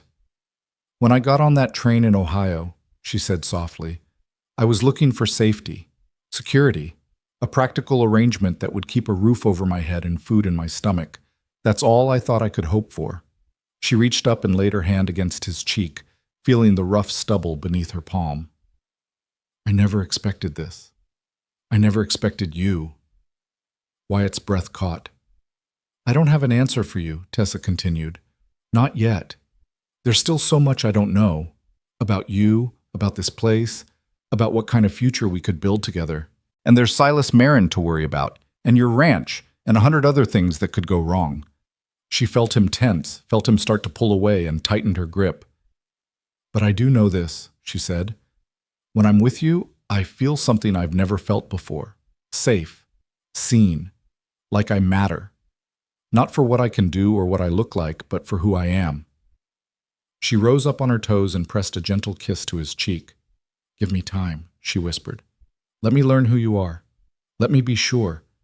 And if, after everything, we both still feel this way, then, his voice was rough, then we'll face every sunrise together. For a long moment, Wyatt simply looked at her. Then slowly a smile spread across his face, a real smile, warm and bright, that made his gray eyes shine like stars. I can wait, he said. For you, Tessa Alden, I can wait forever. He took her hand and pressed it to his lips, a gesture so tender and old-fashioned that it made her heart ache. Now, he said, you should get some sleep. Tomorrow's going to be a long day. Why? What's tomorrow? Market day in town. I need to sell some cattle, and I thought you and the girls might like to come. See Ridgecrest properly. Meet some of the neighbors. Tessa hesitated. Is that safe? With Silas Marin doesn't own the whole town, Wyatt said firmly, and I won't let him make us prisoners on our own land. Besides, he smiled again, but this time there was a hint of steel in it. Maybe it's time the good people of Ridgecrest saw what kind of woman I've got living under my roof. Let them see for themselves that Silas Marin's judgment isn't worth a damn. Despite everything, Tessa found herself smiling back. All right, she said. Market day it is. That night, lying in her small room with the moonlight streaming through the window, Tessa thought about everything that had happened since she'd stepped off that train a week ago. The humiliation, the despair, the unexpected kindness of a stranger, the growing love of two little girls. And now, this. Whatever this was. She pressed her hand to her lips, remembering the feel of Wyatt's stubbled cheek, the warmth in his eyes, the promise in his voice. Was this real? Could it possibly be real? She didn't know. But for the first time in longer than she could remember, she wanted to find out. Sleep came slowly, but when it did, her dreams were full of sunrises. Market day dawned bright and clear, the kind of perfect Colorado morning that made even the hardest heart lift a little. Tessa dressed carefully in her second-best dress. The navy blue was still her finest, but it seemed too formal for a day at the market, and helped the twins into their Sunday clothes, brushing their hair until it shone and tying it back with ribbons she had found in a trunk of Sarah's things. She had hesitated before opening that trunk. It felt like an intrusion, touching the belongings of a woman she had never known, but Wyatt had insisted. Sarah would have wanted her things used, he said simply. She wasn't the kind of woman who believed in letting good things go to waste. So Tessa had opened the trunk and found inside a treasure trove of small, precious things, ribbons and buttons, a lace collar, yellowed with age but still beautiful, a small carved wooden box that contained a lock of dark hair, the twins' baby hair, Tessa realized with a pang, and at the very bottom, a wedding dress of simple white cotton, carefully folded and wrapped in tissue paper. She had closed the trunk quickly after that. Some things were too sacred to touch. But the ribbons she kept. The ride into town was festive, with Emma chattering happily about all the things she wanted to see, and Lily sitting quietly beside Tessa, occasionally pointing out landmarks along the way. The rock that looked like a sleeping bear, the tree where she had once spotted an eagle's nest, the creek where Papa sometimes took them fishing. Tessa listened and nodded and tried to quiet the nervous flutter in her stomach. Market day. In public. Where Silas Marin or any of his people might see them. But Wyatt seemed unconcerned, and Tessa drew courage from his calm. Ridgecrest on Market Day was a different place from the dusty, half-empty town Tessa had seen on the day of her arrival. The main street was lined with wagons and stalls, selling everything from fresh vegetables to hand-sewn quilts to farm tools. People milled about, calling greetings to each other, haggling over prices, catching up on gossip. As Wyatt pulled the wagon to a stop near the general store, Tessa felt dozens of eyes turn toward them. They're looking at us, she murmured. Let them look. Wyatt jumped down from the wagon and held out his hand to help her down. You've got nothing to be ashamed of. But as Tessa took his hand and stepped down onto the dusty street, she saw something that made her blood run cold. Silas Marin was standing on the porch of the saloon across the street, watching them. He wasn't alone. Two men flanked him, rough-looking characters with the hard eyes of hired muscle. As Tessa watched, Silas raised his glass to her in a mocking toast. Ignore him, Wyatt said quietly, though his hand tightened on hers. He wants you to be afraid. Don't give him the satisfaction. Tessa nodded, swallowing hard. She lifted her chin and turned away, deliberately giving Silas her back. It was the hardest thing she had ever done. The morning passed in a blur of introductions and small talk. Wyatt seemed to know everyone in town, and everyone seemed curious about the woman staying at his ranch. Some were friendly, the pastor's wife, a plump woman named Mrs. Williams, who pressed Tessa's hand warmly and told her she was welcome at church any time. The young woman from the station, whose name turned out to be Jenny, who worked at the general store and slipped Tessa a stick of peppermint with a conspiratorial smile. Others were less welcoming. A group of well-dressed women near the milliner's shop looked at Tessa and whispered to each other behind their fans. An elderly man spat on the ground as she passed and muttered something about Marin's cast-off. Tessa pretended not to hear. The twins, oblivious to the undercurrents of adult tension, dragged her from stall to stall, exclaiming over everything they saw. Emma fell in love with a calico kitten that a farmer was giving away and begged her father to let her take it home. Lily became transfixed by a display of handmade dolls, one of which had dark hair and gray eyes, just like her own. Tessa watched them and felt her heart expand with the love she hadn't known she was capable of feeling. These could be my daughters, she thought, if I stay, if I say yes to Wyatt. These precious, wonderful, wounded little girls could be mine. The thought was terrifying. The thought was exhilarating. The thought was interrupted by a commotion from across the street. Tessa looked up to see Silas Marin striding toward them, his two hired men at his heels. The crowd parted before him like water before a ship, people suddenly finding urgent business elsewhere, eyes averted, voices dropping to whispers. Wyatt stepped in front of Tessa, his hand dropping to his side where his pistol would normally rest, but he had left it in the wagon.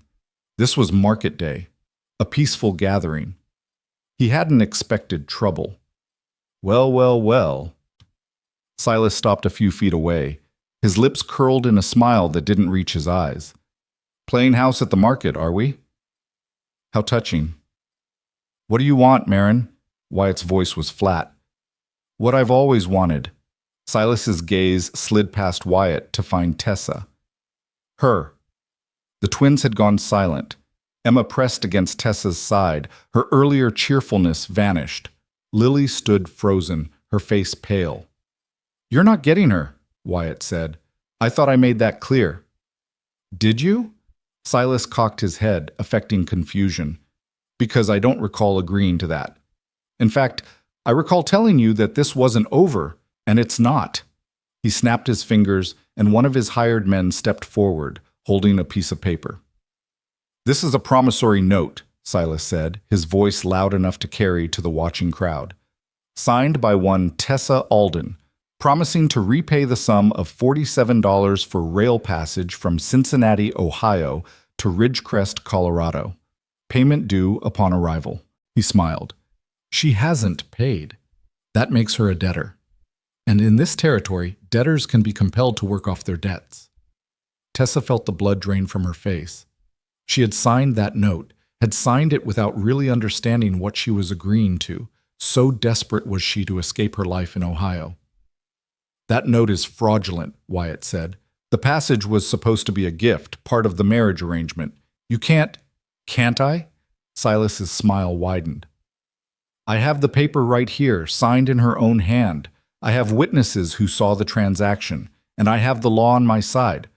Or haven't you noticed who owns the law in this town? He gestured, and the sheriff stepped out of the crowd. Tessa recognized him from Wyatt's description, a paunchy man with a weak chin and nervous eyes. He wouldn't meet Wyatt's gaze. I'm sorry, Wyatt, the sheriff said, though he didn't sound sorry at all. But the law's the law. If she owes the money and can't pay, she's got to work it off. Unless someone pays the debt for her. $47. It might as well have been $47,000. Wyatt didn't have that kind of money to spare, not with the ranch struggling and the winter coming. This is it, Tessa thought numbly. This is how it ends. Trapped by a piece of paper I was too naive to read properly, bound to a man I despise, all because I dared to hope for something better. I'll pay it. The voice came from somewhere in the crowd, a woman's voice, clear and strong. Tessa turned. A figure was pushing through the gathered townspeople. an elegant woman in a traveling dress of deep green, her silver hair swept up beneath a fashionable hat.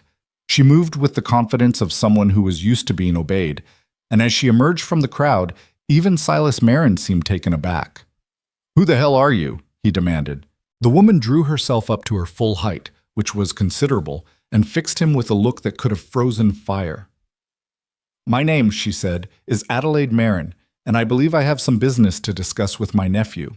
The silence that fell over the marketplace was absolute. Even the horses seemed to hold their breath, their ears pricked forward as if sensing the shift in the air. Tessa stared at the elegant woman who had emerged from the crowd like an apparition, her mind struggling to process what she had just heard. Adelaide Marin, Silas's aunt. Silas himself had gone pale beneath his tan, his confident smirk replaced by something that looked almost like fear. He took an involuntary step backward, and Tessa saw his hired men exchange uncertain glances. "Aunt Adelaide," Silas said, his voice losing some of its earlier bravado. "I didn't know you were in town. If you had known, you would have hidden yourself away like the coward you are." Adelaide's voice was sharp as a whip crack. "Did you think I wouldn't hear about your little games, Silas? Did you think word of your disgraceful behavior wouldn't reach me in Denver?" "I don't know what you're talking about. Don't you?" Adelaide stepped closer, and despite being a full head shorter than her nephew, she somehow seemed to tower over him. "Let me refresh your memory. 3 mail-order brides in the past 2 years, brought out here at considerable expense, only to be publicly humiliated and discarded because they didn't meet your exacting standards. A pattern of cruelty that has made the Marin name a laughingstock from here to Kansas City." Silas's face flushed red. "Those women weren't suitable. They misrepresented themselves. I had every right. You had no right." Adelaide's eyes blazed. "You invited them here. You made promises. And then you threw them away like garbage because your vanity couldn't bear the thought of marrying anyone who wasn't a perfect ornament for your arm." She turned to look at Tessa, and her expression softened almost imperceptibly. "And now this poor woman," Adelaide continued. "Not only did you reject her publicly, but you've been hounding her, threatening her, trying to drag her back by force, all because she had the audacity to find a better situation than the one you offered." "She embarrassed me," Silas burst out, the words torn from him by wounded pride. "Everyone in town knows she chose that dirt farmer over me. Me! A Marin. Do you have any idea what that's done to my reputation?" "I know exactly what it's done to your reputation." Adelaide's voice could have cut glass. "It's shown everyone what you really are. A petty, vindictive little man who can't stand the thought that a woman might prefer kindness over wealth." The crowd was watching with rapt attention, drinking in every word. Tessa could see neighbors whispering to each other, could see the tide of public opinion shifting before her eyes. The Marin name had always commanded fear and respect in this town, but Adelaide was dismantling her nephew's carefully constructed image with surgical precision. Silas must have sensed it too, because his expression turned desperate. "She owes me money," he said, thrusting the promissory note forward like a shield. "I have her signature right here. The law says nothing about fraudulent debt agreements." Adelaide plucked the paper from his hand and examined it with a contemptuous eye. "This note stipulates payment upon arrival as a condition of marriage. Since you rejected the marriage, the condition is void.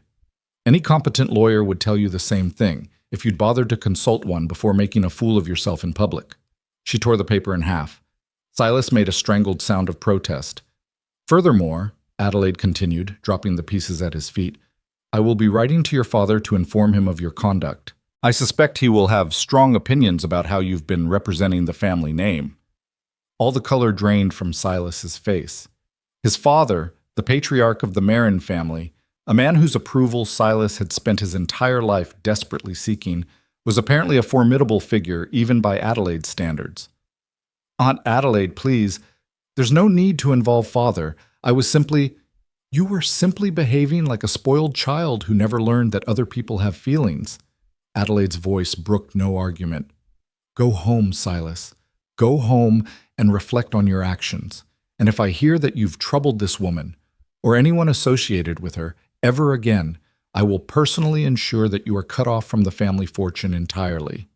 For a long, tense moment, no one moved.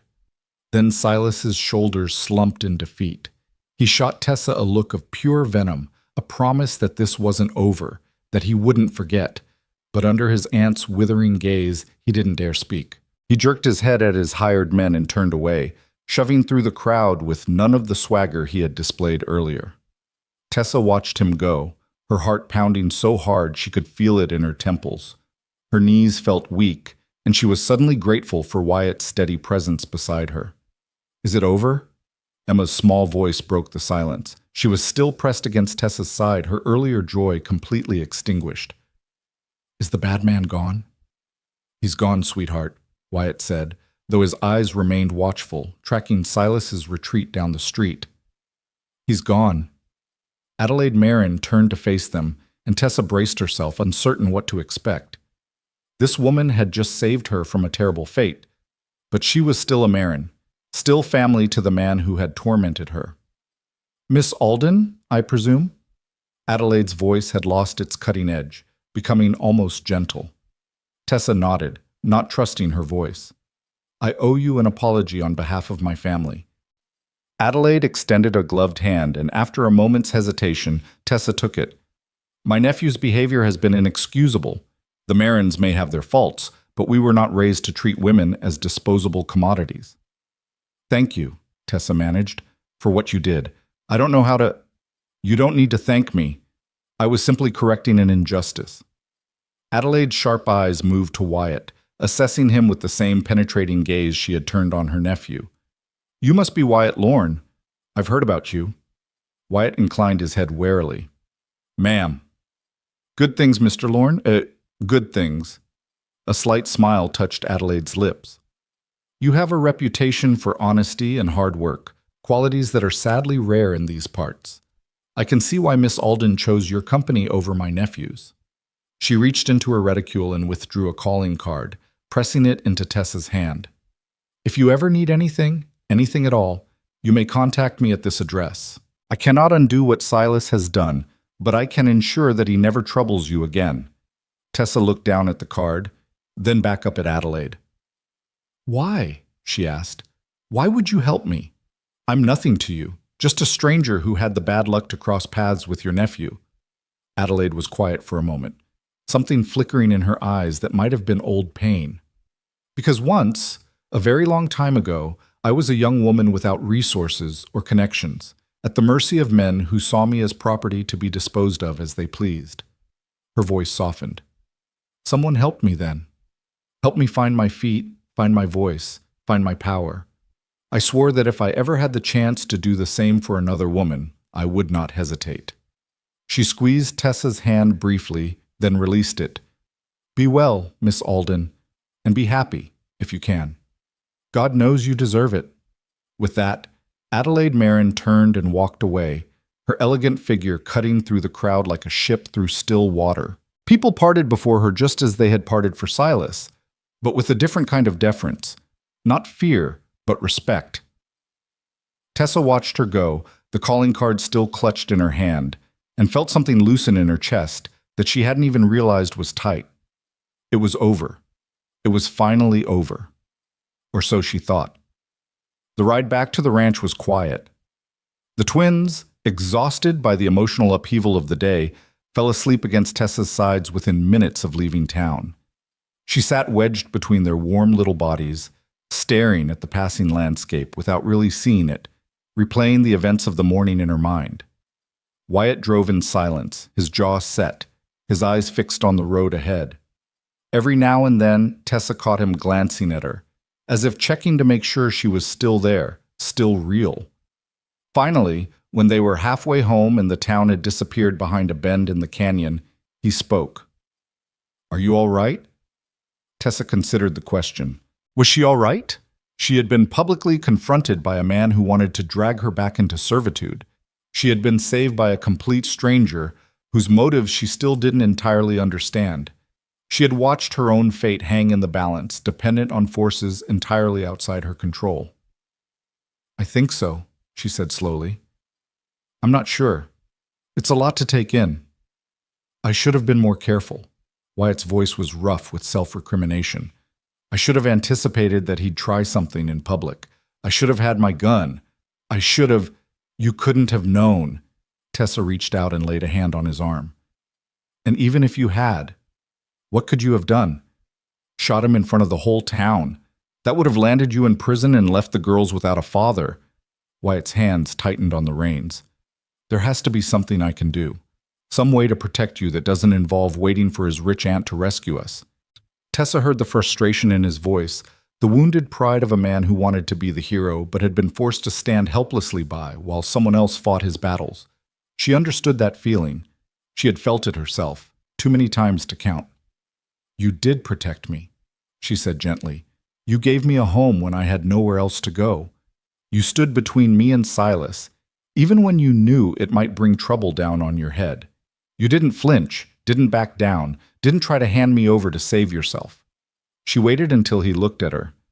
That's protection, Wyatt, the real kind. Not the kind that comes from guns or money or family names, the kind that comes from the heart. Something shifted in his expression. The tension easing, the self-blame giving way to something warmer. You really believe that? I really do. They rode on in silence, but it was a different kind of silence now. Companionable, peaceful. The silence of two people who understood each other, who didn't need words to communicate what they felt. When they reached the ranch, the sun was beginning its afternoon descent, painting the mountains in shades of gold and amber. Wyatt pulled the wagon to a stop and jumped down, then turned to help Tessa with the sleeping twins. They carried them inside together. Wyatt with Emma draped over his shoulder, Tessa cradling Lily in her arms, and tucked them into their bed without waking them. Standing in the doorway of the girls' room, watching their peaceful faces, Tessa felt a wave of emotion so strong it nearly buckled her knees. This could be her life. These could be her daughters. This man, standing beside her with his quiet strength and his gentle heart, could be her husband. All she had to do was say yes. The thought was still turning over in her mind when a sound from outside made them both freeze. Hoofbeats. Multiple hoofbeats, coming fast. Wyatt moved before Tessa could react, crossing to the window and peering out into the late afternoon light. His body went rigid. Get the girls into the storage room, he said, his voice low and urgent. Now. What is it? What's happening? Just do it! Tessa didn't argue. She scooped Lily out of bed, shaking Emma awake at the same time. Girls, I need you to come with me, quickly and quietly, all right? Like a game. Emma, still groggy with sleep, blinked up at her in confusion. What kind of game? The hiding game. Remember? The one your papa taught you? Something flickered in Emma's eyes. Recognition, understanding. She grabbed her sister's hand and followed Tessa to the storage room without another word. The storage room was small and windowless, crowded with barrels and crates. Tessa tucked the twins behind a stack of flour sacks and knelt down to face them. I need you to stay here and be very, very quiet, she said. No matter what you hear, can you do that for me? Is it the bad man? Lily whispered. Her face was pale, her gray eyes enormous. Is he coming back? Tessa hesitated. She didn't want to lie to them, but she didn't want to terrify them either. I don't know, she said honestly. But your papa and I are going to take care of everything. We just need you to stay hidden and stay quiet. Can you be brave for me? Both girls nodded, their small faces set with determination that broke Tessa's heart. That's my girls! She kissed each of them on the forehead, then rose and closed the storage room door behind her. Wyatt was waiting for her in the main room, his pistol in his hand. Through the window, Tessa could see riders approaching. 3 of them, maybe 4, their figures silhouetted against the setting sun. It's Silas, Wyatt said grimly, and he's brought friends. Tessa's blood ran cold. But his aunt is probably halfway back to Denver by now. Whatever she said to him, he didn't listen. Wyatt checked his pistol, his movements calm and practiced. Or maybe he listened and decided he didn't care. A man like that, with his pride wounded, sometimes that matters more to them than consequences. What do we do? Wyatt looked at her, and in his eyes she saw fear. Not for himself, but for her, for his daughters, for everything he stood to lose. I want you to stay inside, he said. Lock the door after me. Don't come out, no matter what happens. Wyatt, no. I won't let you face them alone. Tessa. I said no. She moved to stand beside him, her chin lifted, her hands trembling but her voice steady. Whatever comes, we face it together. That's what you said, isn't it? Together? For a moment, Wyatt looked like he wanted to argue. Then something in his expression shifted. Resignation, maybe, or respect. All right, he said quietly. Together. They stepped out onto the porch side by side. The riders had stopped about 20 yards from the house.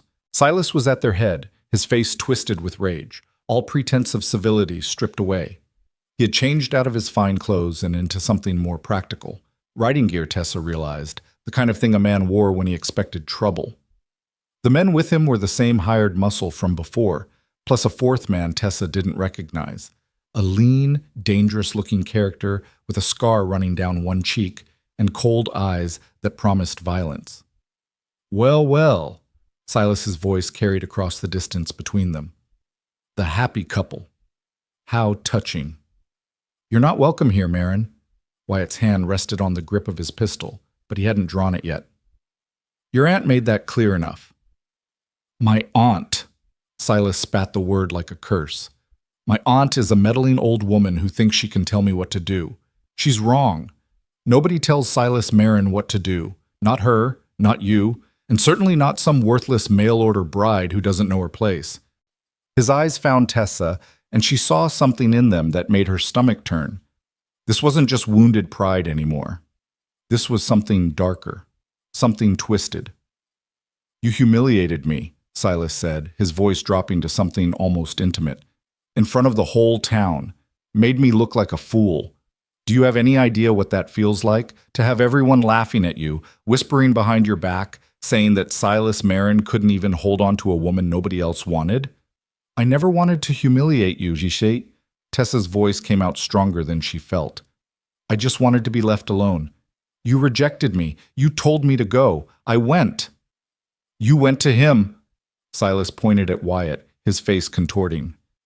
You went straight from my arms to his bed, like a common... That's enough. Wyatt stepped forward, his voice hard as iron. You can insult me all you want, Marin, but you will not speak about her that way. Or what? Silas laughed, a harsh, ugly sound. You'll shoot me? In front of witnesses? With your children in that house listening to every word? Go ahead, cowboy.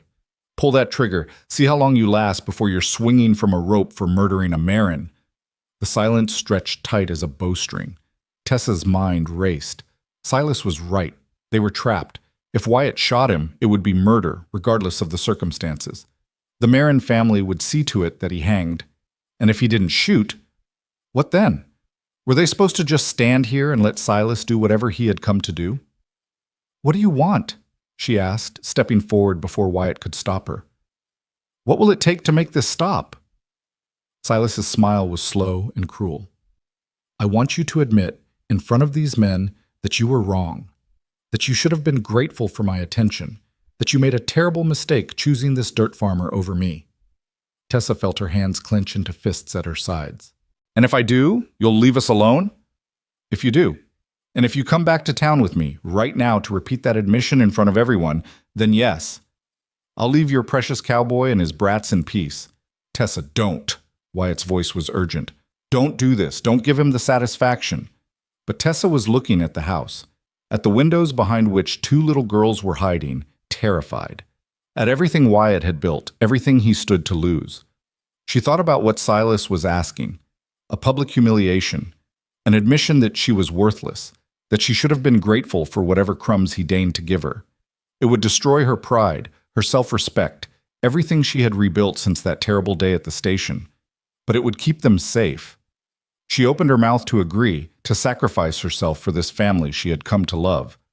No. The voice that spoke was not hers. It was not Wyatt's either. It was Lily's. Tessa spun around. The little girl was standing in the doorway of the cabin, her face pale but determined, her small hands clenched at her sides. Behind her, Emma hovered, her eyes wide with fear but her chin set with the same stubborn defiance. Lily, no! Tessa started toward her. Get back inside. No! Lily stepped onto the porch, placing herself beside Tessa. You can't go with him. You can't leave us. Sweetheart, please. Mama left us. Lily's voice cracked, but she didn't stop. She didn't want to, but she did. And then the lady from Missouri was supposed to come, but she didn't. And now you want to leave too. Everyone always leaves. Tears were streaming down her face now, but she didn't wipe them away. She just stood there, this brave, broken little girl, fighting for the only mother figure she had. Please, Miss Tessa, please don't go with the bad man. Please stay with us. I'll be good, I promise. I'll do all my chores and eat all my vegetables and never complain about anything ever again. Just please, please don't leave. Something inside Tessa shattered. She dropped to her knees and pulled Lily into her arms, holding her tight, feeling the small body shake with sobs. I'm not going anywhere, she whispered fiercely. Do you hear me? I'm not leaving you. Not now. Not ever. I promise. Touching? Silas's voice was thick with contempt. Really, truly touching. But it doesn't change anything. Either you come with me willingly, or I take you by force. Your choice. Tessa looked up at him over Lily's head, and something changed in her eyes. The fear was still there, but it had been joined by something else now. Something harder, colder, anger. No, she said. No? Silas raised an eyebrow. I don't think you understand the situation you're in. I understand perfectly. Tessa rose to her feet, keeping Lily behind her. You're a bully, a coward, a pathetic little man who has to threaten women and children because that's the only way anyone will ever pay attention to you. Silas's face went purple with rage. How dare you? How dare I? Tessa laughed, a sound that surprised even her with its bitterness. How dare you? You rejected me, Silas. You looked at me like I was dirt beneath your boots and told me I wasn't what you wanted. And now, because I found happiness somewhere else, you want to drag me back and make me suffer. Not because you want me, because you can't stand the thought that I don't want you. She stepped forward, off the porch, toward the man on horseback. Wyatt made a sound of protest, but she ignored him. Well, guess what, Silas? I don't want you. I will never want you. And even if you drag me back to town, even if you force me to marry you, even if you lock me in a room for the rest of my life, you will never, never have what you really want. And what's that? Silas's voice was dangerous now, barely controlled. Someone who loves you. Tessa's words were clear as a bell in the evening air. Someone who looks at you and sees something worth admiring. You can buy that. You can't force it. You can't threaten it into existence. And you will go to your grave knowing that the only woman who ever truly chose you is the one you threw away. For a long, terrible moment, the world held its breath. Then Silas's face contorted into something barely human, and he swung down from his horse. I'll show you, he snarled, advancing on her. I'll show you what happens to women who don't know their place. He reached for her. Wyatt moved. The crack of the pistol shot split the air like thunder, but it wasn't Wyatt's gun that had fired. Everyone froze. Silas looked down at his arm, where a red stain was spreading across his sleeve, and let out a howl of pain and surprise. What the? That was a warning shot. A new voice rang out across the ranch yard. The next one goes through your heart. Tessa turned. A woman was riding toward them from the direction of town.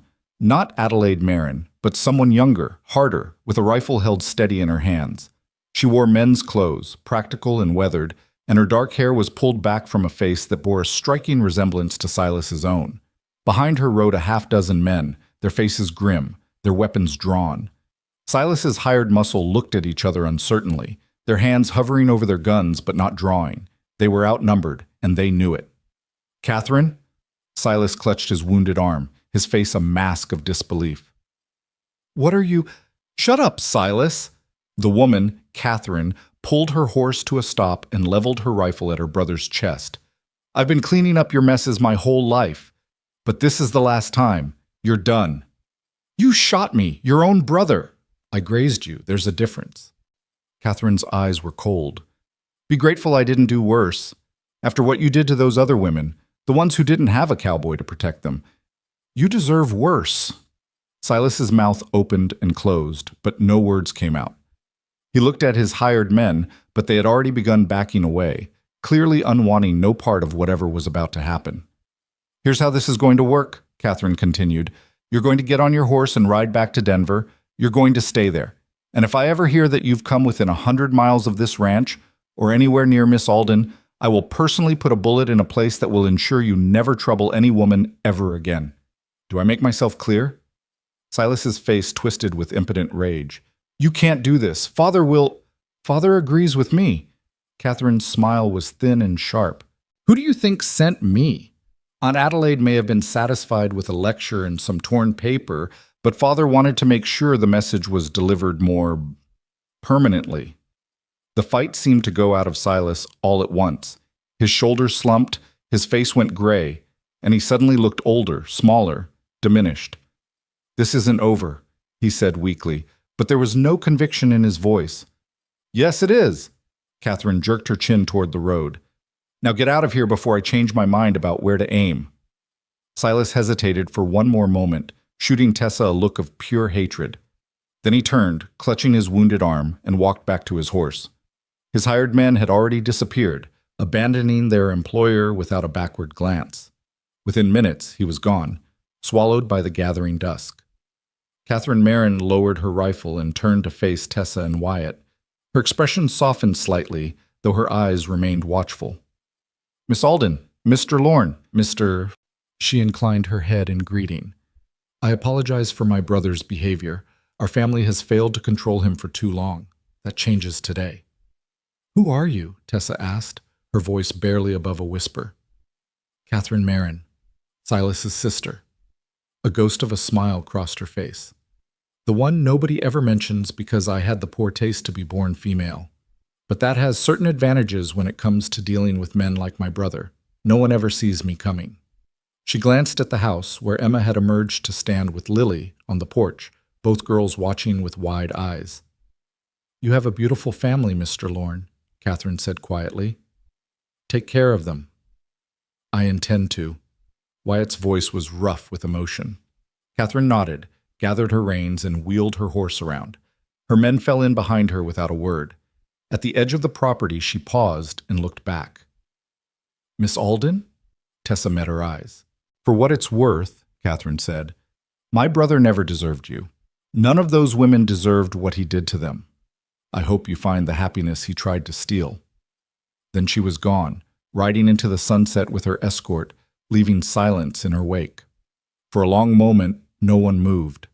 Tessa stood in the middle of the ranch yard, trembling with the aftermath of adrenaline, unable to quite believe that it was truly over. Then two small bodies slammed into her legs, nearly knocking her off her feet. Miss Tessa! Emma was crying, great heaving sobs that shook her whole body. I was so scared. I thought you were going to leave. I thought the bad man was going to take you away. Lily's voice was muffled against Tessa's skirt.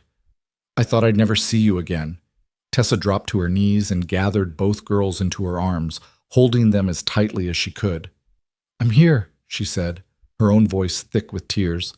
I'm right here. I'm not going anywhere, I promise. You said that before. Lily pulled back to look at her, her gray eyes swimming with tears, but also with something else, hope, desperate and fragile. Do you really mean it? Tessa looked at this child who had lost so much, who had built walls around her heart to protect herself from more loss, who was now daring to believe that maybe, just maybe, she wouldn't be abandoned again. I really mean it, Tessa said firmly. I'm staying, for as long as you'll have me. Forever? Emma asked. Forever and ever and ever? Tessa looked up at Wyatt, who stood watching them with an expression that made her heart turn over in her chest. Forever, she said. And for the first time since stepping off that train, she truly believed it. The stars had begun to emerge by the time they finally went inside. Wyatt built up the fire while Tessa made a simple supper, just bread and cheese and some cold meat, nothing fancy, but no one had any appetite for a real meal anyway. The twins ate mechanically, their eyes heavy with exhaustion, but neither wanted to go to bed. What if the bad man comes back? Emma asked, her voice small and scared. He won't come back, Wyatt said firmly. His family made sure of that. He's gone for good. But what if he does? What if he brings more bad men? Then I'll protect you. Wyatt knelt down beside his daughter, taking her small hands in his large calloused ones. I will always protect you, Emma. Both of you. That's my job, and I'm very good at it. Emma considered this, then nodded solemnly. Okay, Papa. Now. Wyatt scooped her up into his arms. Time for bed. Both of you. Will Miss Tessa tuck us in? Lily asked hopefully. Tessa smiled, though her heart ached with tenderness. Of course I will. The bedtime ritual took longer than usual that night. Both girls seemed reluctant to let Tessa out of their sight, and she ended up lying between them on the narrow bed, one small body pressed against each side of her, reading story after story until their eyes finally grew heavy and their breathing deepened into sleep. Even then, Tessa didn't move. She lay there in the darkness, listening to their soft breaths, feeling the warmth of their bodies, marveling at how completely these two little girls had claimed her heart. A week ago, she had been standing alone on a train platform, ready to give up on everything, on hope, on love, on life itself. Now she had a family.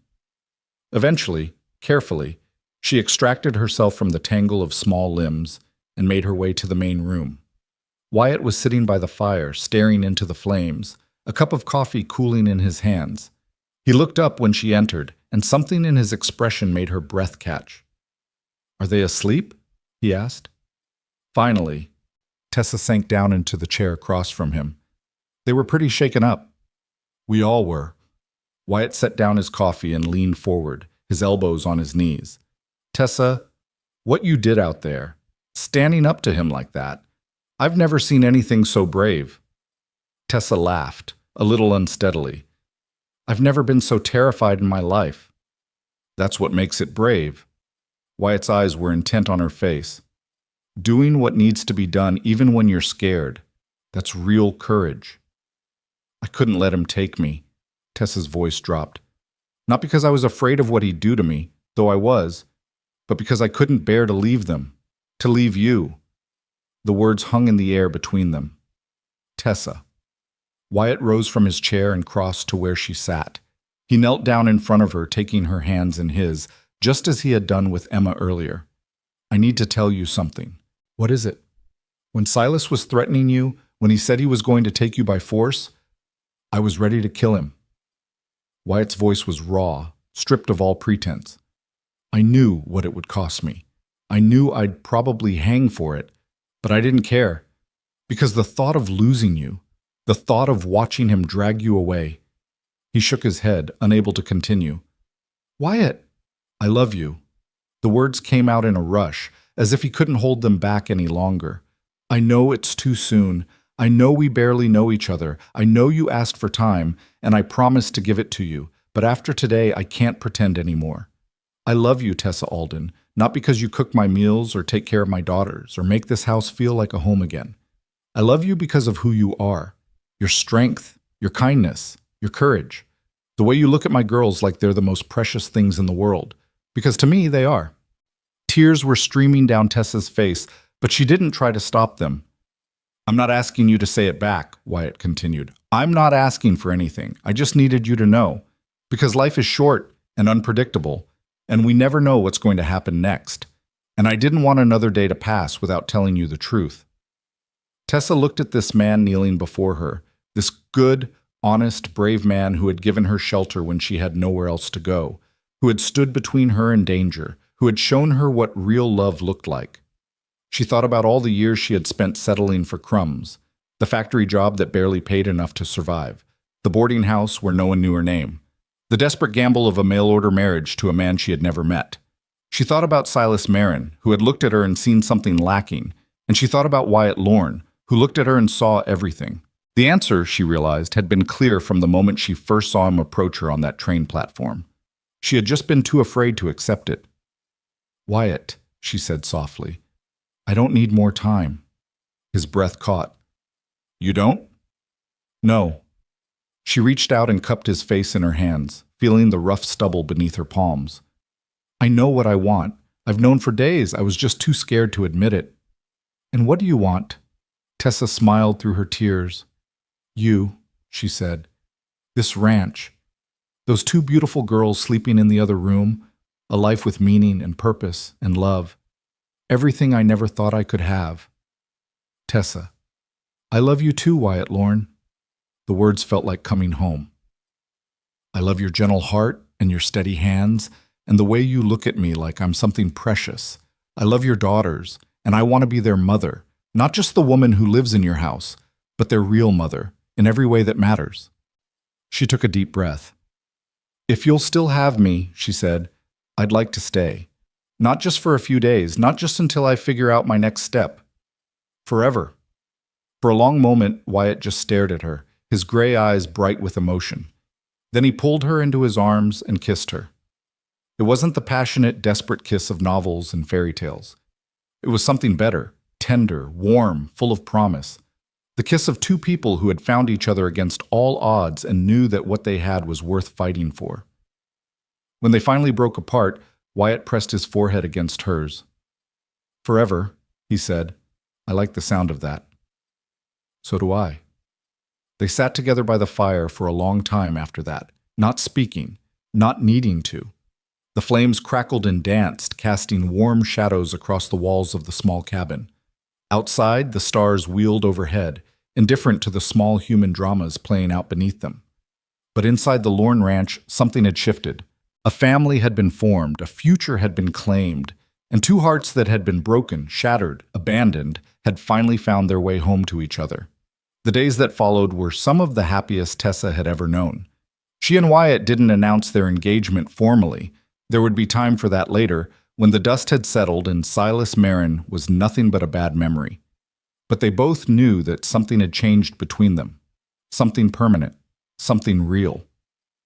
The twins sensed it too, in the way children always sense the emotional currents of the adults around them.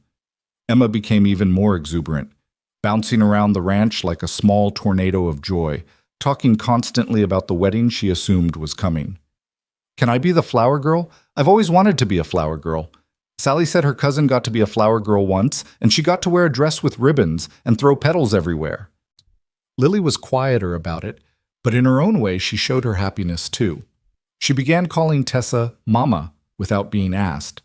Not all the time, just occasionally, slipping the word in as if testing to see how it felt.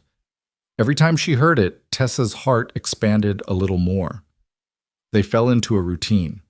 Mornings were for chores, feeding the animals, gathering eggs, mucking out stalls. Afternoons were for lessons, reading, writing, arithmetic, conducted at the kitchen table while bread rose in the oven. Evenings were for family, simple meals, shared stories, quiet moments by the fire. It wasn't perfect. The ranch was still struggling, the work was still hard, and there were days when exhaustion pressed down on Tessa like a physical weight. But it was good. It was real. It was hers. And then, on a crisp October morning, 3 weeks after the confrontation with Silas, everything changed again. They were in the barn, Wyatt mending a broken harness, Tessa brushing down the horses, the twins playing in the hayloft above, when Tom came riding in with the news from town.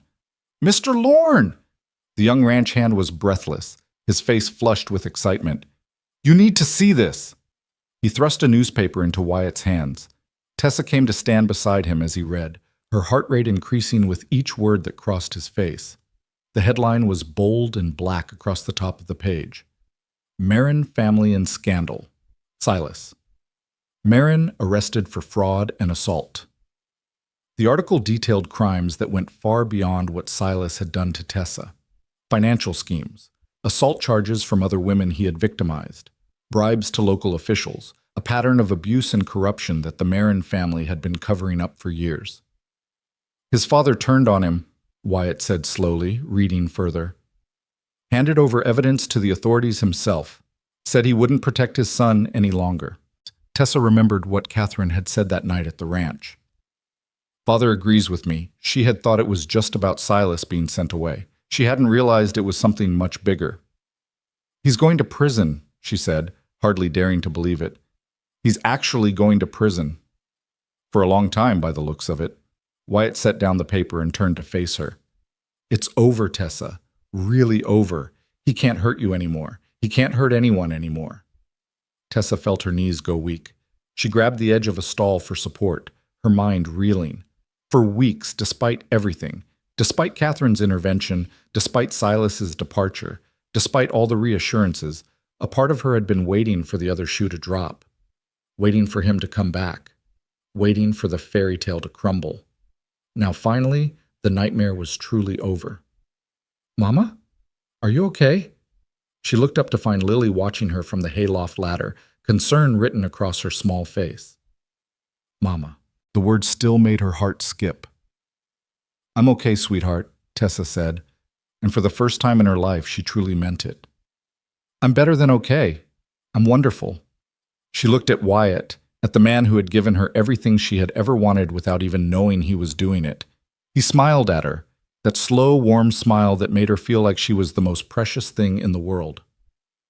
"So," he said, his voice low so the children couldn't hear, "about that wedding Emma keeps asking about." Tessa laughed. "Are you proposing, Mr. Lorne?" "I believe I am, Miss Alden." He reached into his pocket and pulled out something small and glinting. A ring, Tessa realized with a start. A simple gold band with a tiny diamond. "I've been carrying this around for a week, waiting for the right moment. Figured if I was going to do this properly, I should at least have a ring." Tessa stared at the ring, then at him, tears springing to her eyes. "I know it's not much," Wyatt said, suddenly uncertain. "Sarah's wedding ring was fancier, and you deserve something beautiful, but the jeweler in town didn't have much selection, and—" Tessa shut him up by kissing him. "It's perfect," she said against his lips. "You're perfect. Everything about this is perfect." "Is that a yes?" "That's a yes." From the hayloft above came a shriek of excitement that could probably be heard in the next county. "She said yes! She said yes! Papa and Miss Tessa are getting married!" Emma came tumbling down the ladder, Lily close behind her, and suddenly Tessa found herself at the center of a group embrace. Wyatt's strong arms around her waist, two small bodies pressed against her legs, all of them laughing and crying at the same time. "This," she thought, "this is what I came west to find. Not security, not stability, not a practical arrangement. This, family, love, home." The news of Silas Marin's arrest spread through Ridgecrest like wildfire through dry prairie grass. Within days, everyone in 3 counties knew the story. How the golden son of the most powerful family in the region had been exposed as a fraud and a criminal. How his own father had turned against him. How a mail-order bride from Ohio had somehow emerged victorious against a man who had seemed untouchable. Tessa found herself the subject of whispered conversations and curious stares whenever she went into town. Some of the attention was admiring, women who approached her to shake her hand, to tell her she was brave, to confess that they too had suffered at the hands of men like Silas and had never found the courage to fight back. Some of it was hostile, friends of the Marin family who blamed her for their benefactor's downfall, who muttered about scheming Eastern women who didn't know their place. She bore it all with a grace that surprised even her. The whispers didn't matter. The stares didn't matter. What mattered was the ring on her finger and the family waiting for her at home. The wedding was set for the first Saturday of November, just 3 weeks away, barely enough time to prepare. But neither Tessa nor Wyatt saw any reason to wait. They had found each other against impossible odds, had survived trials that would have destroyed lesser people, and they were ready to begin their life together. Pastor Williams agreed to perform the ceremony at the small church in town. Mrs. Williams, delighted by the prospect of a wedding, immediately took charge of the preparations, recruiting half the women in Ridgecrest to help with flowers, decorations, and food for the reception afterward. "You'll need a dress," she told Tessa one afternoon, bustling around the church with her characteristic energy. "Do you have a wedding dress, dear?" Tessa thought of the simple white gown in Sarah's trunk, the one she had glimpsed and quickly covered, feeling like an intruder. She couldn't wear that. It wouldn't be right. "I have my Sunday dress," she said. "The navy blue. It's not fancy, but—" "Nonsense!" Mrs. Williams waved her hand dismissively. "A bride needs a proper wedding dress. Leave it to me." Tessa tried to protest, but the pastor's wife was not a woman who accepted protests easily. Within days, she had organized a group of church ladies to create a wedding dress for Tessa. Nothing elaborate, but beautiful in its simplicity. Cream-colored cotton with delicate lace at the collar and cuffs, a flowing skirt that would move gracefully when she walked down the aisle. When Tessa tried it on for the first time, she burst into tears. "Oh dear." Mrs. Williams pressed a handkerchief into her hands. "Is something wrong? Does it not fit properly?" "It's perfect," Tessa managed through her sobs. "It's absolutely perfect. I've just—" I've never had anything so beautiful in my life. Mrs. Williams's own eyes grew misty. She pulled Tessa into a warm embrace, patting her back the way a mother would comfort a child. You deserve beautiful things, Tessa Alden, she said firmly. Don't you ever let anyone tell you otherwise. Meanwhile, at the ranch, other preparations were underway. Wyatt had recruited Tom and a few other neighbors to help repair and repaint the cabin, wanting everything to be fresh and new for his bride. The girls threw themselves into the project with enthusiasm, helping where they could and getting in the way where they couldn't. Papa, can Miss Tessa's room have blue curtains? Emma asked one afternoon. Blue is her favorite color, she told me. Also, can we get a kitten?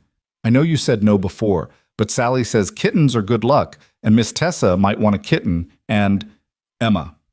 Wyatt set down his paintbrush and turned to face his daughter with a patient smile. Miss Tessa, or should I say, your new mama, can have whatever color curtains she wants. But I think decisions about kittens should wait until after the wedding. Emma's face fell, but only for a moment. After the wedding? So that means maybe? That means maybe. Emma let out a squeal and ran off to tell her sister the news, leaving Wyatt shaking his head with fond exasperation. Lily had been quieter about the wedding preparations, but her joy was evident in other ways. She had taken to following Tessa around like a small shadow, helping with every task, absorbing every moment of attention like a flower drinking in sunlight. One evening, as Tessa was brushing the girl's hair before bed, Lily spoke up in a voice barely above a whisper. Mama? The word still sent a thrill through Tessa's heart. Yes, sweetheart? After you and Papa get married, will you be our real mama, for real and forever? Tessa set down the brush and turned Lily to face her, taking the girl's small hands in her own. I'm already your real mama, she said softly, in every way that matters. The wedding is just a ceremony, a way of telling everyone else what we already know in our hearts. Lily's gray eyes searched her face, looking for any sign of deception or hesitation. Finding none, she allowed herself a small smile. I'm glad, she said. I'm really, really glad. So am I, sweetheart. So am I. The days leading up to the wedding passed in a blur of activity and emotion. There were moments of pure joy, dancing in the kitchen with the twins while supper cooked, stolen kisses with Wyatt when the girls weren't looking, quiet evenings by the fire planning their future together. There were also moments of unexpected grief, times when Tessa would catch Wyatt staring at Sarah's photograph with a complicated expression, or when one of the twins would mention their mother and a shadow would pass over the room. Tessa understood. She wasn't replacing Sarah, could never replace her, wouldn't want to try. She was simply adding to what had come before, building on the foundation of love that Sarah had established, carrying forward the legacy of a woman she had never met, but had come to respect deeply.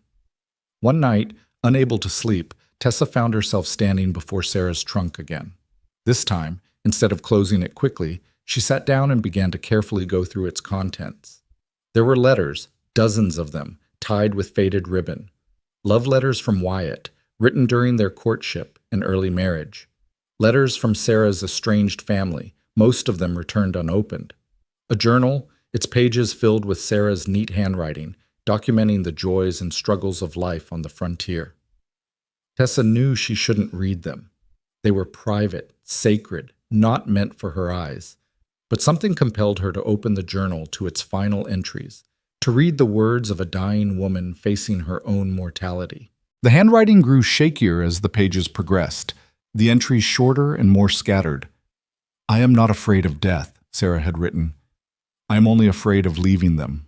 My girls, my Wyatt, they need me and I cannot stay. And then, on the very last page, dated 3 days before Sarah's death. If you are reading this, whoever you are, please know that I loved them. I loved them with everything I had. And if Wyatt has found happiness again, please don't see yourself as my replacement. See yourself as my gift to them, the love I couldn't give them anymore, given through you. Tessa closed the journal with trembling hands, tears streaming down her face. You read it. She looked up to find Wyatt standing in the doorway, his expression unreadable. I'm sorry, she whispered. I shouldn't have… No. He crossed the room and knelt beside her, taking the journal gently from her hands. I'm glad you did. I've been wanting to show you this for weeks, but I didn't know how. You knew? About what she wrote? I read it after she died. Wyatt's voice was rough with emotion. 100 times, maybe more. Trying to understand what she meant. Trying to believe that I could ever find happiness again.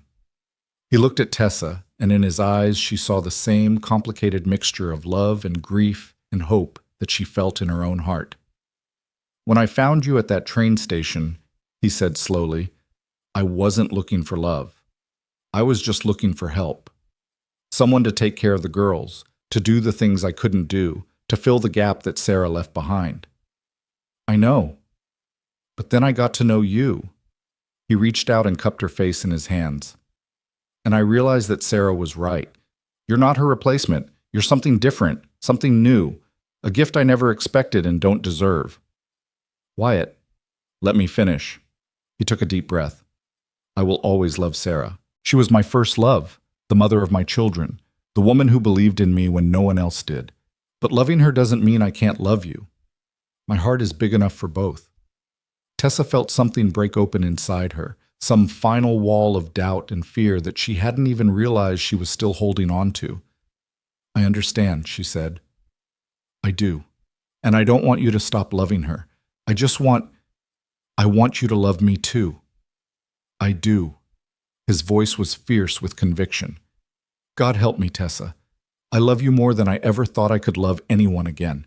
And if you'll let me, I'm going to spend the rest of my life proving it. She kissed him then, soft and slow, tasting salt from both their tears. When they finally pulled apart, the first light of dawn was beginning to creep through the windows. The wedding's tomorrow, Wyatt said, a hint of wonder in his voice. We should probably get some sleep. Probably, Tessa agreed, but neither of them moved. They sat together on the floor beside Sarah's trunk, holding hands, watching the sun rise on the last day of their separate lives. Tomorrow, they would become a family. Today, they were already one. The morning of the wedding dawned clear and cold, the kind of crisp November day that made the mountains stand out sharp against the sky and turned every breath into a small cloud of vapor. Tessa woke early, too excited and nervous to sleep, and lay in her narrow bed watching the light change on the ceiling.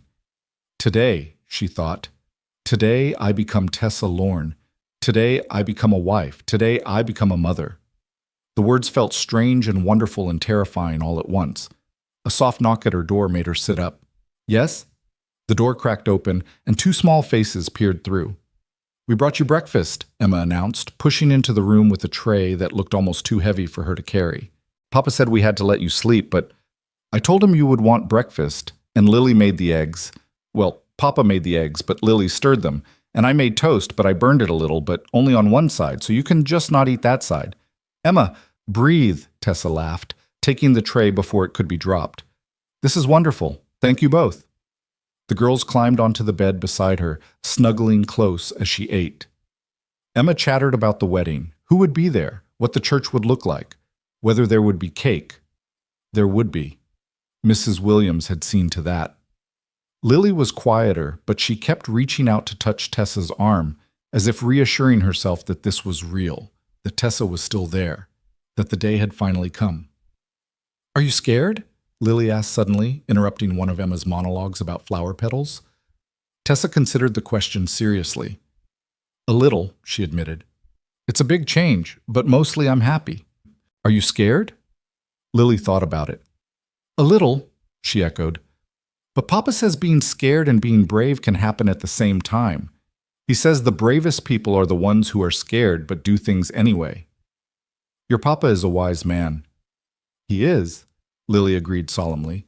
He says you're the bravest person he ever met. Tessa felt her eyes prick with tears. Did he really say that? Uh-huh. He said it last night when he was tucking us in. He said you came all the way from Ohio to start a new life. And when everything went wrong, you didn't give up. He said most people would have given up, but you didn't, and that makes you brave. Emma nodded vigorously. And he said we should try to be brave like you when we grow up. And then he said he was lucky you were going to be our new mama, because now we could learn to be brave from someone who actually knows how. Tessa set aside her breakfast tray and pulled both girls into a tight embrace, not trusting herself to speak. This man, she thought, This impossible, wonderful man. How did I get so lucky? The hours that followed were a whirlwind of preparation. Mrs. Williams arrived early with a cadre of church ladies to help Tessa dress and arrange her hair. The cream-colored wedding dress fit perfectly, and someone had found a wreath of dried wildflowers to serve as a crown. When Tessa looked at herself in the small mirror in her room, she barely recognized the woman staring back at her. Not because she looked different, though she did in the dress and the flowers and the carefully arranged hair, but because she looked happy. Genuinely, deeply, radiantly happy. "You're beautiful, dear," Mrs. Williams said softly, coming to stand behind her. "Absolutely beautiful." "I don't feel like myself," Tessa admitted. "That's because you're becoming someone new." The pastor's wife smiled. "That's what weddings are. A transformation. You walk into the church as one person and walk out as another. Is that a good thing? It depends on who you're becoming." Mrs. Williams squeezed her shoulder. "In your case, I'd say it's very good indeed." The church was fuller than Tessa had expected. Word of the wedding had spread, and it seemed like half of Ridgecrest had turned out to witness the union of the mail-order bride who had defied Silas Marin and the widower who had given her shelter. Some came out of genuine well-wishing, others came out of curiosity. A few, Tessa suspected, came hoping for drama. They would be disappointed on that front. This wedding was going to be nothing but joy.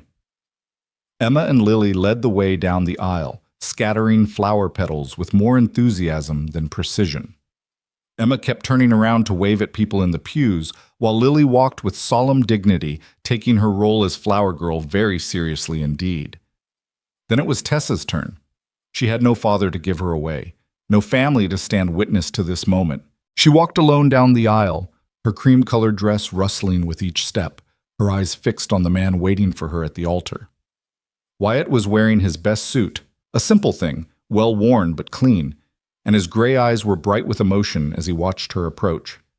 He looked nervous, she realized.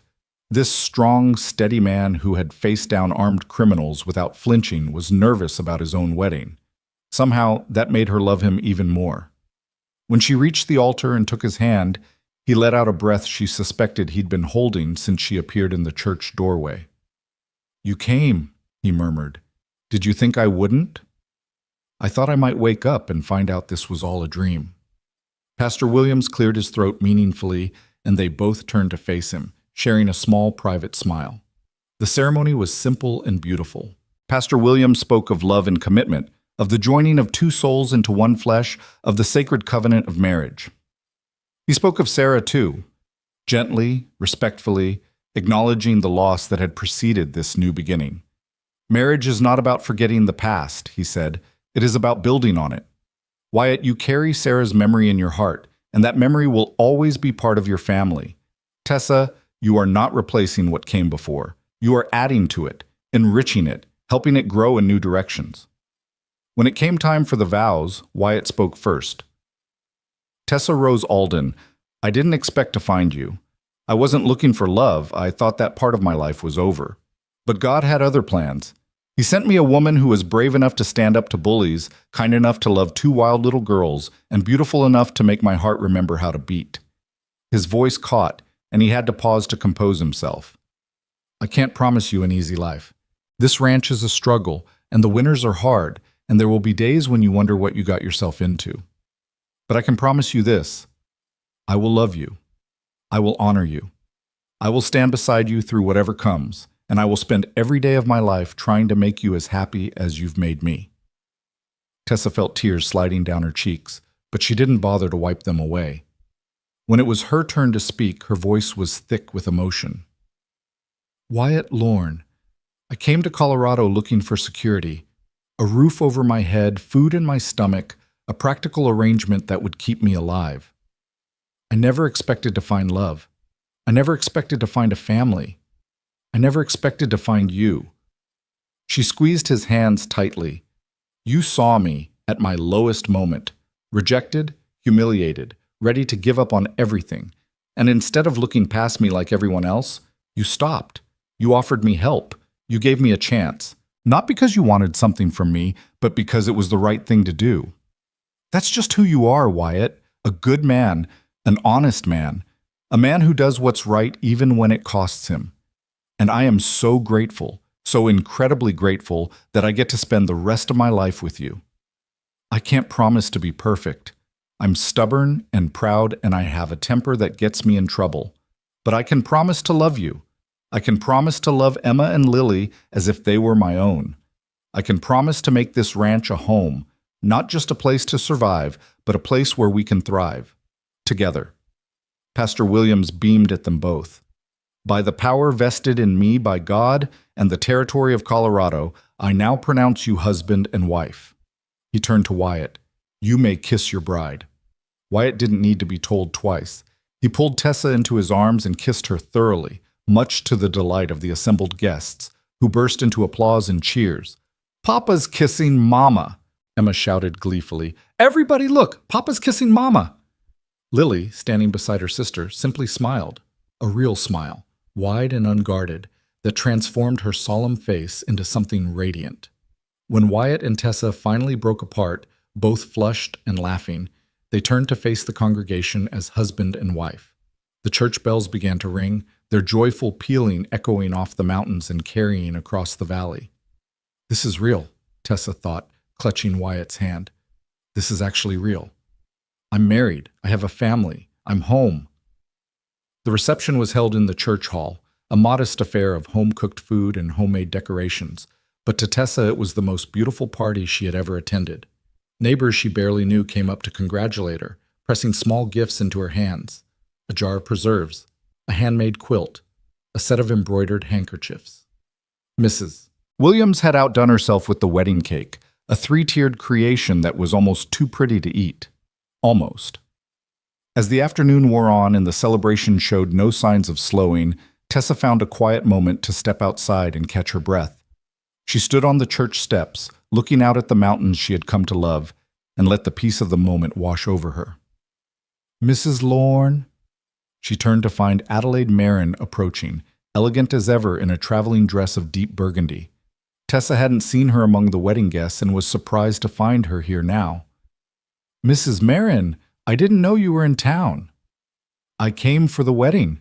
Adelaide stopped beside her, following her gaze to the mountains. I hope you don't mind. I wanted to see for myself that you were happy. I am happy, Tessa said. Happier than I've ever been. Good. Adelaide was quiet for a moment. I received word from Denver this morning. Silas's trial date has been set. He will almost certainly be convicted. Tessa absorbed this news in silence. She had known, intellectually, that Silas was facing justice, but somehow hearing it confirmed made it feel real in a way it hadn't before. How do you feel about that? Adelaide asked.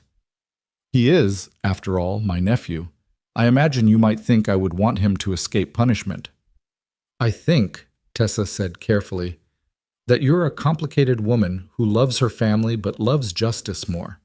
And I think Silas made his own choices. Whatever happens to him, he brought it on himself. Adelaide's lips curved in a small, approving smile. You understand me better than most people, Mrs. Lorne. I think that's why I like you. She reached into her reticule and withdrew an envelope, pressing it into Tessa's hands. A wedding gift, she said, from the Marin family. Consider it reparations, if you will, for the harm my nephew caused you. Tessa opened the envelope and felt her breath catch. Inside was a bank draft for an amount that made her head spin.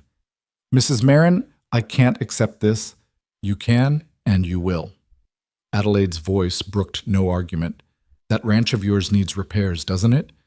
And I suspect you could use some new equipment, maybe a few more head of cattle. This should cover all of that and more. But why? Why would you do this for us? Adelaide was quiet for a long moment. When she spoke, her voice was softer than Tessa had ever heard it. Because my nephew stole something from you that can never be repaid. Your peace of mind, your sense of safety, your trust in the world. I cannot give those things back, but I can give you this, a foundation to build on, a chance to make something beautiful out of something terrible. She met Tessa's eyes, and for just a moment, the formidable Adelaide Marin looked almost vulnerable. And because, she added quietly, A long time ago, someone did the same for me, and I have never forgotten." Before Tessa could respond, Adelaide had turned and was walking away, her elegant figure disappearing around the corner of the church. Tessa stood there for a long moment, staring at the bank draft in her hands, trying to process what had just happened. "Everything all right?" Wyatt's voice made her turn. He was standing in the church doorway, his brow creased with concern. "Everything's fine," she said, and meant it. Better than fine. She handed him the envelope, watched his eyes widen as he saw the amount. "Tessa, where did this come from?" "Adelaide Marin. A wedding gift," she said. Wyatt stared at the bank draft, then at her, then back at the draft. This is enough to save the ranch. More than enough. We could fix the barn, buy new cattle, hire extra hands for the busy season." "I know. We could actually make a go of this place. Give the girls a real future." "I know." Wyatt looked up at her, his gray eyes bright with emotion. "I don't understand. Why would she do this?" Tessa thought about Adelaide's words, about reparations and foundations and making something beautiful out of something terrible. She thought about Sarah's journal, about the gift of love passed from one woman to another. She thought about all the hands that had reached out to help her when she was falling, all the unexpected kindnesses that had led her to this moment. "Because that's how the world should work," she said softly. "People helping each other. People lifting each other up. People taking the terrible things that happen and transforming them into something good." She stepped closer to her husband. Her husband, what a wonderful word, and took his hand. "We've been given a gift, Wyatt. Not just this money, but everything. Each other, the girls, this ranch, this life. And I think the best way to honor that gift is to use it well, to build something that matters, to be the kind of people who help others the way we were helped." Wyatt pulled her into his arms, holding her close against his chest. She could hear his heartbeat, steady and strong, and she thought that this right here, was exactly where she was meant to be. "I love you, Tessa Lorne," he murmured against her hair. "I love you too, Wyatt Lorne." They stood there for a long moment, wrapped in each other's arms, as the afternoon sun painted the mountains gold and the sounds of celebration drifted from the church hall behind them. Then Emma's voice pierced the peaceful moment. "Mama, Papa, come quick! Lily's eating all the cake!" Wyatt laughed, a real full-bodied laugh that made Tessa's heart soar. "Duty calls, Mrs. Lorne." "So it does, Mr. Lorne." Hand in hand, they walked back into the celebration, back to their children, back to their new life. The weeks that followed the wedding were a time of transformation, not just for Tessa and Wyatt's relationship, but for the ranch itself. With Adelaide's gift and the renewed energy that came from their new beginning, they threw themselves into the work of turning their struggling homestead into something that could truly thrive. Wyatt hired 2 new ranch hands to help with the cattle, and for the first time in years, he wasn't working himself to exhaustion just to stay afloat.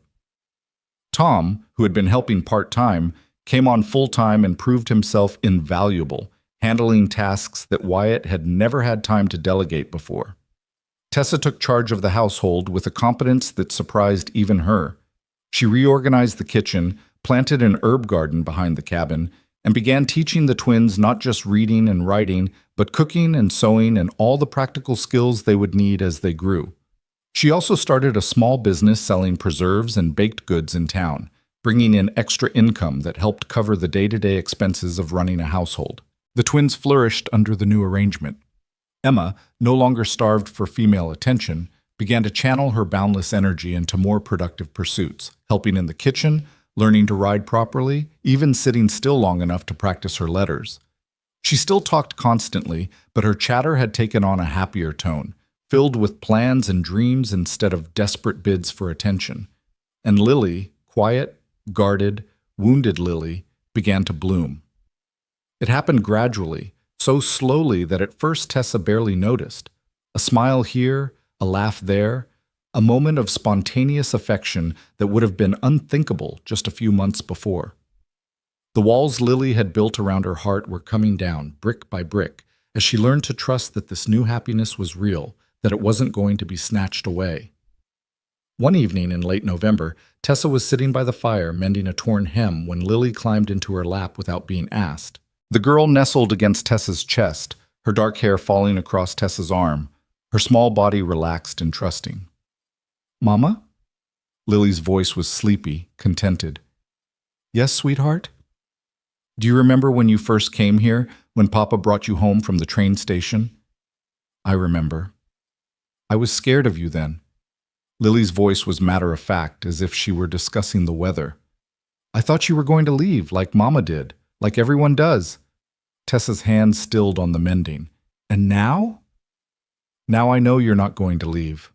Lily snuggled closer. "You're our real Mama now, our forever Mama." Tessa felt tears prick at her eyes. She bent down and pressed a kiss to the top of Lily's head, breathing in the clean child smell of her hair. "That's right, sweetheart.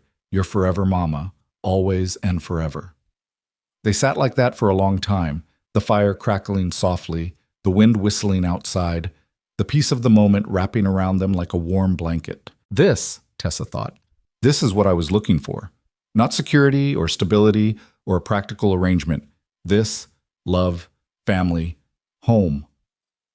Wyatt found them there an hour later, both sound asleep, Lily curled in Tessa's lap, Tessa's head resting against the back of the chair, the mending forgotten on the floor beside them. He stood in the doorway for a long moment, watching them sleep, his heart so full it hurt. Thank you, he thought, to God, to fate, to Sarah, to whatever force had brought this woman into their lives. Thank you for giving us a second chance. Then he crossed the room, lifted his sleeping daughter gently from his wife's arms, and carried her to bed. The winter came early that year, blanketing the mountains in white and turning the ranch into a picture from a Christmas card. Tessa had never experienced a Colorado winter before, and the beauty of it took her breath away. The way the snow sparkled in the morning sun, the icicles that hung from the eaves like crystal chandeliers, the absolute silence that fell over the world after a fresh snowfall. It was also hard, harder than she had expected. The cold was brutal, the work of keeping the house warm and the animals fed was endless, and there were days when the wind howled so fiercely that they couldn't even step outside. But they were warm, they were safe, they were together. On Christmas Eve, Wyatt disappeared into the barn for several hours and emerged with presents he had clearly been working on for weeks, a wooden doll for each of the twins, hand-carved and painted, more beautiful than anything Tessa had ever seen in a store. For Tessa, he had made a jewelry box, its lid carved with delicate wildflowers that reminded her of the mountains in spring. "I know it's not much," he said, watching her run her fingers over the intricate carving. "I wanted to get you something from town, but it's perfect." She looked up at him, tears in her eyes. "It's the most beautiful thing anyone has ever given me." In return, Tessa had knitted scarves and mittens for everyone, using wool she had carefully saved from the fall shearing. It wasn't much, nothing compared to the jewelry box, but the twins acted as if they had received the finest gifts in the world. That night, after the presents had been opened and the dinner had been eaten and the twins had finally been wrestled into bed, Tessa and Wyatt sat together by the fire, watching the flames dance. "Merry Christmas, Mrs. Lorne," Wyatt said softly. "Merry Christmas, Mr. Lorne." He reached over and took her hand, intertwining their fingers. "You know," he said, "a year ago I couldn't imagine being happy again. I thought that part of my life was over. I thought I would just exist, going through the motions, doing what needed to be done, waiting for it to be over. And now? Now I can't imagine ever being unhappy again."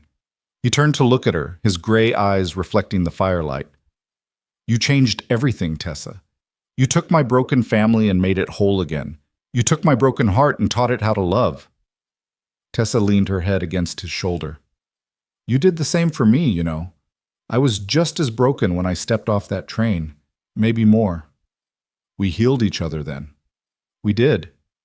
They sat in comfortable silence, watching the fire burn down to embers. Outside, snow was falling again, soft and silent, blanketing the world in white. "I've been thinking," Wyatt said eventually, "about the future, about what we're building here. What about it?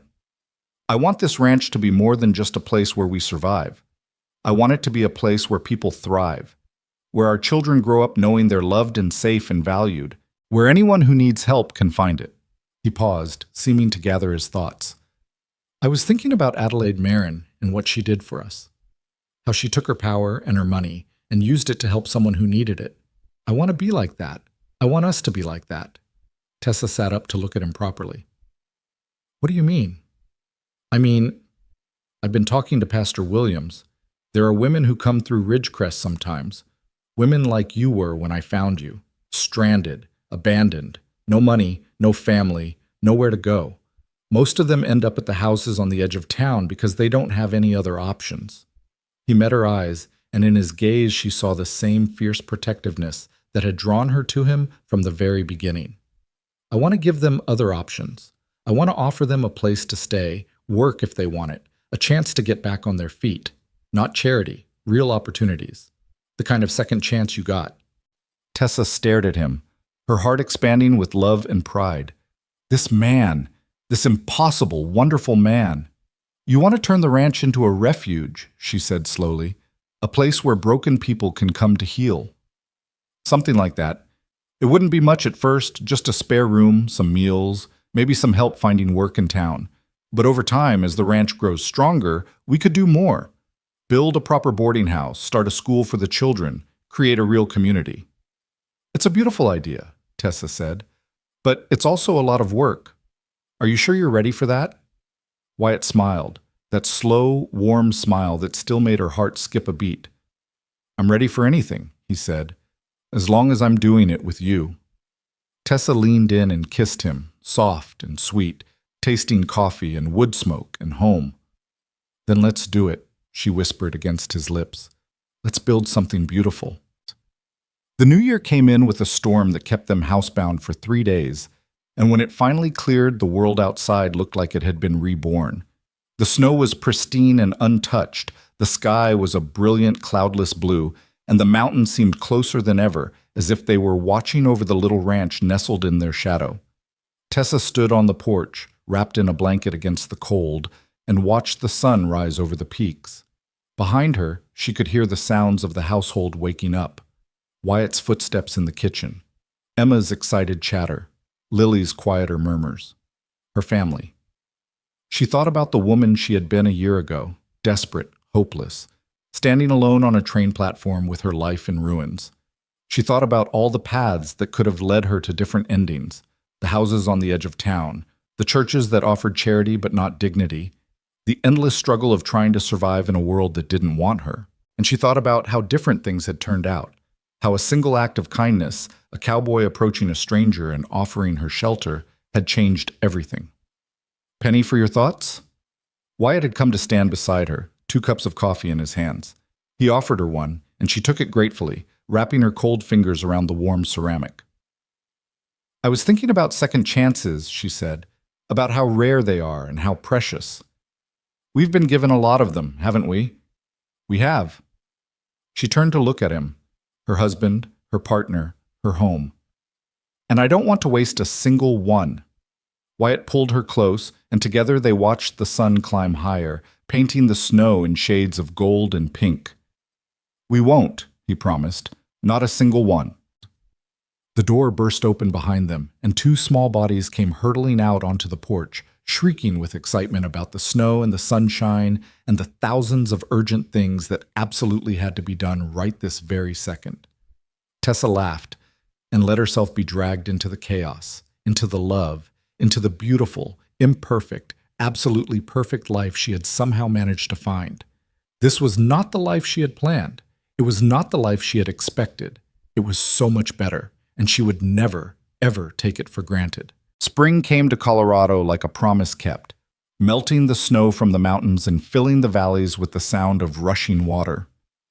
The world that had seemed so harsh and unforgiving through the long winter months now burst into color, wildflowers carpeting the meadows, birds returning to fill the air with song, the red rocks glowing warm in the lengthening days.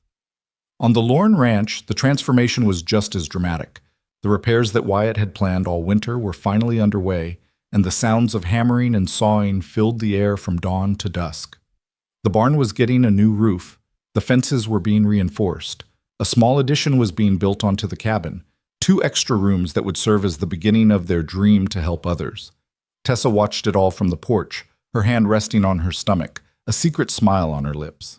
She hadn't told Wyatt yet, hadn't told anyone. She wanted to be sure first, wanted to wait until the signs were unmistakable, until she could present him with certainty rather than hope.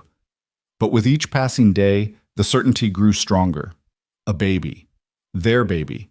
A child born of the love they had built together. The thought filled her with a joy so fierce it almost hurt. It was Emma who noticed first, because Emma noticed everything. "Mama, how come you keep touching your tummy?" the little girl asked one morning, climbing into Tessa's lap while she sat on the porch watching the construction. "Does it hurt? Did you eat something bad? One time I ate too many green apples and my tummy hurt for a whole day." "My tummy doesn't hurt, sweetheart." Tessa pulled Emma close, breathing in the familiar scent of her hair. "I'm just thinking." "About what?" Tessa hesitated. She had planned to tell Wyatt first, had imagined the moment so many times, his face when he heard the news, the joy that would light up his gray eyes. But Emma was looking at her with such innocent curiosity, and Lily had wandered over to join them, and suddenly the secret felt too big to keep any longer. "Can you two keep a secret?" Tessa asked. Both girls nodded eagerly, their eyes wide. "I think," Tessa said slowly, "that you might be getting a little brother or sister." The silence lasted exactly 2 seconds. Then Emma screamed, a full-throated shriek of excitement that probably carried all the way to town, and threw her arms around Tessa's neck so hard she nearly knocked them both off the chair. "A baby! We're getting a baby! Lily, did you hear? A baby!" "I heard," Lily said, but her voice was strange, and when Tessa looked at her, she saw something in the girl's face that made her heart clench. Not joy. Fear. "Emma, sweetheart, can you go tell Papa to come here?" Tessa said carefully. "I think it's time he knew too." Emma didn't need to be asked twice. She was off the porch and running toward the barn before Tessa could say another word, her excited shrieks echoing across the ranch yard. Tessa turned to Lily and opened her arms. "Come here, sweetheart." Lily hesitated, then climbed into her lap, her small body tense and trembling. "What's wrong?" Tessa asked softly. "I thought you'd be happy about a baby." "I am happy." But Lily's voice said otherwise. "It's just what?" Lily was quiet for a long moment. When she spoke, her words came out in a rush, as if she'd been holding them in for too long. "When Mama had us, she got sick. That's what Papa said. He said having babies is hard work, and sometimes mamas get sick, and sometimes they don't get better." Her gray eyes, so like her father's, were bright with unshed tears.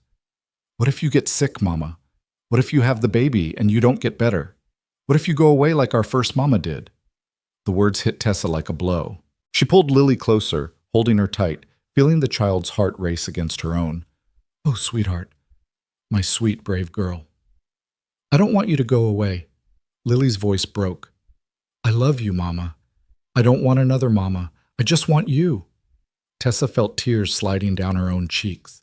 She had known, intellectually, that Lily's fears ran deep, but she hadn't fully understood until this moment how much the girl had been carrying, the terror of loving someone and losing them again, the burden of grief that no child should have to bear. "Listen to me," Tessa said, pulling back so she could look into Lily's eyes. "I can't promise that nothing bad will ever happen. No one can promise that. But I can promise that I'm going to do everything in my power to stay healthy and strong. I'm going to take care of myself, and your papa is going to take care of me. And we're all going to take care of each other. But what if—" "And," Tessa continued firmly, "I can promise you this. No matter what happens, you will never be alone. You have your papa, who loves you more than anything in the world. You have Emma, who would fight a bear for you. You have this whole community of people who care about you. And you have me. Every day I'm given, I will spend loving you." She cupped Lily's face in her hands. "Having a baby doesn't mean I'll love you any less. My heart isn't like a pie that has to be divided into smaller and smaller pieces. It's more like a garden. The more love I plant, the more love grows. This baby will just give me another person to love. not take away from the love I have for you." Lily stared at her for a long moment, her small face working through emotions too big for her years. Then slowly, her expression shifted. "Really?" she whispered. "You'll still love me the same?" "I'll love you forever," Tessa said. "You were my first daughter. My Lily. Nothing can ever change that." The tears that had been threatening finally spilled over, and Lily threw her arms around Tessa's neck, sobbing with a mixture of grief and relief. "I love you, Mama," she cried. "I love you so much." "I love you too, sweetheart. More than you'll ever know." They were still holding each other when Wyatt came running from the barn, Emma bouncing at his heels, his face a mixture of shock and hope. "Tessa?" Emma said, "Is it true? Are you—" Tessa looked up at him over Lily's head, tears streaming down her face, a smile breaking through like sunshine after a storm. "It's true," she said. "We're going to have a baby." The look on Wyatt's face was something Tessa would carry with her for the rest of her life. Joy, pure and uncomplicated. Wonder, as if he had just witnessed a miracle. And love, so much love that it seemed to overflow from him, filling the space between them until the whole world felt warmer. He crossed the porch in 2 strides and dropped to his knees beside the chair, gathering both Tessa and Lily into his arms. "A baby," he breathed. "We're going to have a baby." "Papa's crying," Emma announced, climbing onto the chair to join the embrace. "Papa never cries. Mama, you made Papa cry." "These are happy tears, sweetheart," Wyatt laughed, wiping his eyes with the back of his hand. "The happiest tears I've ever cried." They stayed like that for a long time, 4 people tangled together on an old wooden chair, holding on to each other and the future they were building, while the Colorado sun climbed higher and the sounds of construction continued in the background. A family, their family, growing and changing and becoming more with each passing day. It was, Tessa thought, the most beautiful thing she had ever been part of. The news of Tessa's pregnancy spread through Ridgecrest almost as fast as the news of her wedding had. Within days, it seemed like everyone in town knew, and the well-wishers came in a steady stream, neighbors bringing gifts, church ladies offering advice, children appearing at the ranch gate, hoping to catch a glimpse of the woman who was having a baby. Mrs. Williams took charge of the preparations with her characteristic efficiency, organizing the church ladies into a sewing circle that would produce enough baby clothes to outfit triplets. Pastor Williams offered prayers and blessings and gentle sermons about the miracle of new life. Even Jenny from the general store stopped by with a gift, a beautiful hand-embroidered christening gown that had been in her family for generations. "My grandmother made it," Jenny explained, pressing it into Tessa's hands. "She always said it brought good luck to babies. I never had children of my own, so I want you to have it." Tessa tried to refuse. The gown was too precious, too meaningful, but Jenny wouldn't hear of it. "You gave me hope," she said simply. When Silas Marin was terrorizing this town, making everyone afraid to stand up to him, you stood up. You showed us that one person can make a difference. That's worth more than any heirloom. As spring turned to summer and summer ripened into fall, Tessa's belly grew round with the life inside her. The baby was active, kicking and rolling and making its presence known at all hours of the day and night. Wyatt would lie with his hand on her stomach, his face soft with wonder, talking to the baby in low, gentle tones. "Your mama is the bravest woman I ever met," he would say. "She came all the way from Ohio on a train, and she didn't know anybody, and everything went wrong. But she didn't give up. She found us, and she made us a family again, and now she's bringing you into the world to make our family even bigger." "You're going to embarrass them before they're even born," Tessa would laugh. "That's my job as a father. Embarrassing my children is a sacred duty." The twins were involved in every aspect of the preparations. Emma threw herself into decorating the nursery with such enthusiasm that the walls ended up covered in enough drawings to wallpaper a mansion. Lily took a more practical approach, helping Tessa organize the baby supplies and asking thoughtful questions about what caring for a newborn would involve. The fear Tessa had seen in Lily's eyes that first day had not entirely disappeared. It probably never would, but it had transformed into something else. A fierce protectiveness toward the unborn baby. A determination to be the best big sister anyone had ever seen. a love that was already forming, growing alongside the child in Tessa's womb. "I'm going to teach the baby to read," Lily announced one evening, "as soon as they're old enough, and I'm going to show them all my favorite hiding spots on the ranch. And I'm going to tell them stories about Mama, our first Mama, I mean, so they know they have two mamas who love them." Tessa felt her eyes fill with tears. "That's beautiful, sweetheart. I think the baby would like that very much." The construction on the ranch continued throughout the pregnancy, though Wyatt insisted on handling the more strenuous tasks himself. The addition to the cabin was completed by late summer, 2 comfortable rooms with real windows and wooden floors, ready to welcome anyone who needed a place to stay. They had already hosted their first guest, a young widow named Martha, who had arrived in Ridgecrest with nothing but the clothes on her back and a desperate hope for a better life. Martha stayed for 3 months, helping around the ranch while she recovered from the trauma of her past. When she finally left, it was with a job at the general store, a room at the boarding house, and a new sense of hope that Tessa recognized because she had felt it herself not so long ago. "How can I ever thank you?" Martha asked on her last day, tears streaming down her face. "You can pay it forward," Tessa said simply. "Someday, when you're in a position to help someone else, do it. That's all the thanks we need." It was the first of many such stories. Word spread through the territory about the ranch that took in stranded women, and slowly, steadily, others found their way to their door. Some stayed only a few days. Others stayed for months. Each one left stronger than she had arrived, carrying with her the knowledge that she was not alone in the world. Not everyone in town approved. There were whispers about that lorn woman and her home for fallen ladies. Some of the more conservative church members expressed concern to Pastor Williams about the moral character of the women being helped. Pastor Williams, to his eternal credit, shut down such talk with a firmness that surprised everyone who knew his gentle nature. "The gospel tells us to care for the least of these," he said in a sermon that became the talk of the town. "It does not say to care only for those who meet our standards of respectability. It does not say to turn away the desperate because they might make us uncomfortable. It says to love one another. And that is exactly what the Lorne family is doing." After that, the criticism quieted, though it never entirely disappeared. Tessa didn't care. She had learned through hard experience that you couldn't please everyone. All you could do was live according to your own conscience and let others think what they would. And her conscience was clear. The baby came on a cold October night, when the first snow of the season was just beginning to dust the mountains. Tessa had been feeling the pain since noon, but she had kept quiet about it, not wanting to alarm anyone until she was sure. By sunset, she was sure. "Wyatt," she said, her voice strained but calm, "I think it's time to send for the doctor." What followed were the longest, most terrifying, most exhilarating hours of Tessa's life. The pain was worse than anything she had ever experienced, waves of agony that seemed to go on forever, leaving her gasping and sweating and clutching Wyatt's hand so hard she was afraid she might break his fingers.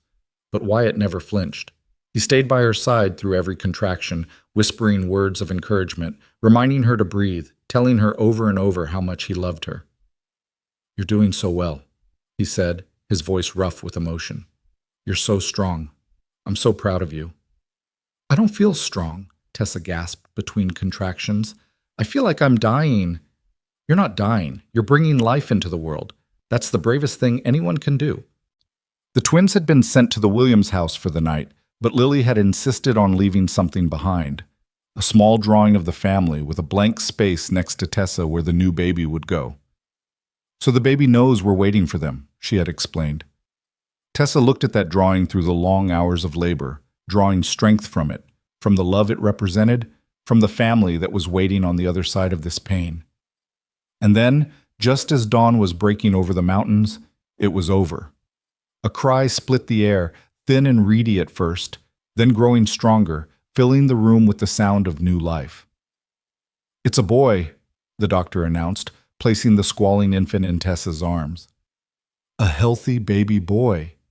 Tessa looked down at her son, at his red, wrinkled face, his tiny fists waving in the air, his eyes squeezed shut against the brightness of the world, and felt something break open in her chest. She had thought she knew what love was. She had loved her mother, her father. She had loved Wyatt, fiercely and completely. She had loved Emma and Lily with every fiber of her being, but this was something different, something primal, a love so deep and so absolute that it seemed to rearrange the very atoms of her being. "Hello, little one," she whispered, tears streaming down her face. "I'm your mama, and I'm going to love you forever." Wyatt was crying too, not bothering to hide it this time, not caring who saw.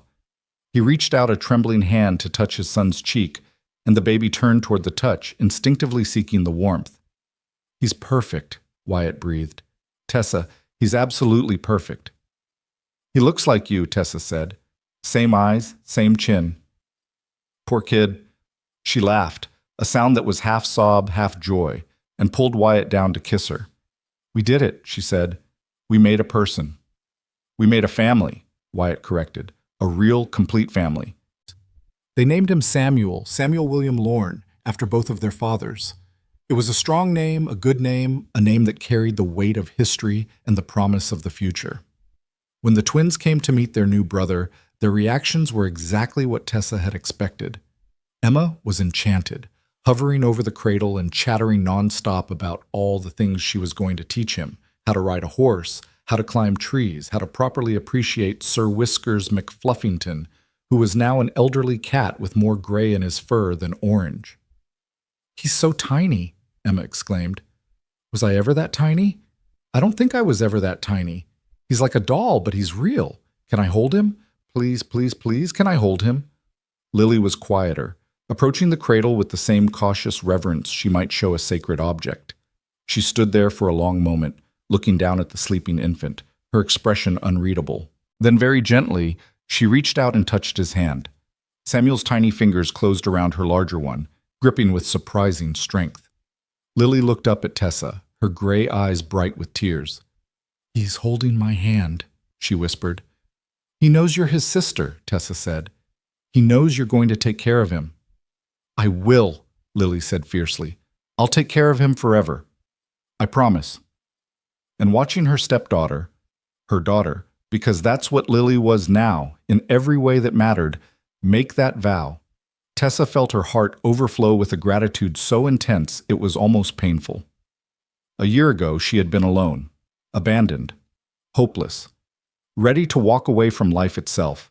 Now she had everything: a husband who loved her, 3 beautiful children, a home, a community, a purpose. It was more than she had ever dared to dream, and she would never, ever take it for granted. The years that followed were not easy ones.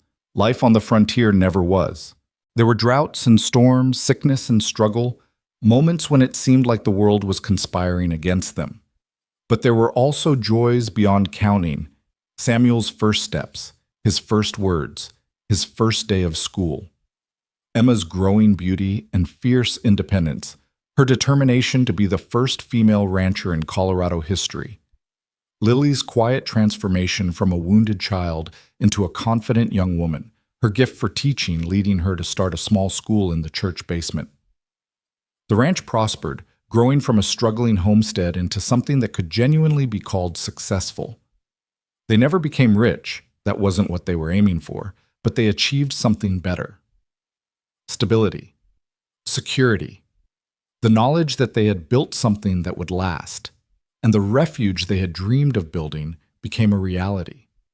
Over the years, dozens of women passed through their doors, some staying for days, some for months, some forever.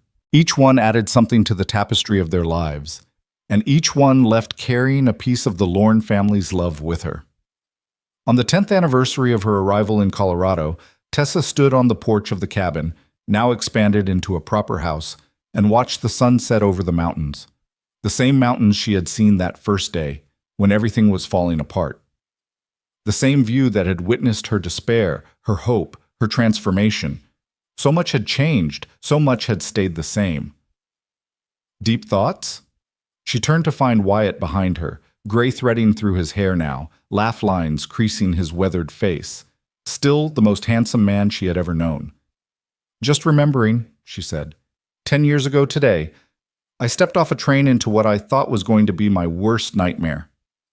And instead, I found you." She moved into his arms, resting her head against his chest. I found this family. I found home. They stood together in comfortable silence, watching the sky turn from gold to pink to purple. Any regrets? Wyatt asked. Tessa thought about the question seriously. She thought about everything she had given up, her life in Ohio, her dreams of stability, her careful plans for a practical future. She thought about the fear and the pain and the uncertainty she had endured. She thought about the scars she still carried, invisible but present, reminders of the woman she had been before. Not one, she said firmly. Not a single one. From inside the house came the sounds of their family. Emma arguing with her father about something or other, Lily reading aloud to Samuel, the clatter of dishes being set for dinner. The sounds of life, of love, of home. Tessa smiled and turned to go inside. But before she did, she looked back one more time at the mountains that had witnessed her transformation, the mountains that would stand forever, long after she was gone, watching over this land and the people who lived on it. Thank you, she thought, to God, to fate, to whatever force had guided her steps to this place. Thank you for not giving up on me. Thank you for showing me what was possible. Then she went inside to join her family, closing the door softly behind her. 15 years after Tessa Alden had stepped off a train in Ridgecrest, Colorado, the town gathered to honor the woman who had changed so many lives. The occasion was the dedication of a new building, a proper refuge for women in need, built with donations from the community and beyond. It stood at the edge of town, a handsome structure of local stone with real glass windows and a welcoming porch, large enough to house a dozen women at a time. They were calling it the Sarah Rose House. Sarah, for the woman whose legacy had made it possible. Rose, for the woman who had built on that legacy and made it grow. Tessa stood before the gathered crowd, her family arrayed behind her, Wyatt, still strong and steady despite the gray in his hair. Emma, now 21 and engaged to a young rancher from the next county. Lily, 19 and teaching at the school she had helped establish. Samuel, 10 years old and already showing his father's quiet determination. And others, too. Martha, who had been their first guest and was now one of the most successful businesswomen in town. Jenny, who had become like a sister to Tessa over the years. Mrs. Williams, older now but still running the church ladies' sewing circle with an iron fist. Dozens of faces, familiar and beloved, all gathered to celebrate what they had built together. Even Adelaide Marin had come, traveling from Denver for the occasion. She was elderly now, her silver hair pure white, but her eyes were still sharp and her spine still straight. She had become an unlikely friend over the years, her financial support making much of their work possible. When I gave you that wedding gift, Adelaide had said once, I had no idea you would do something like this with it.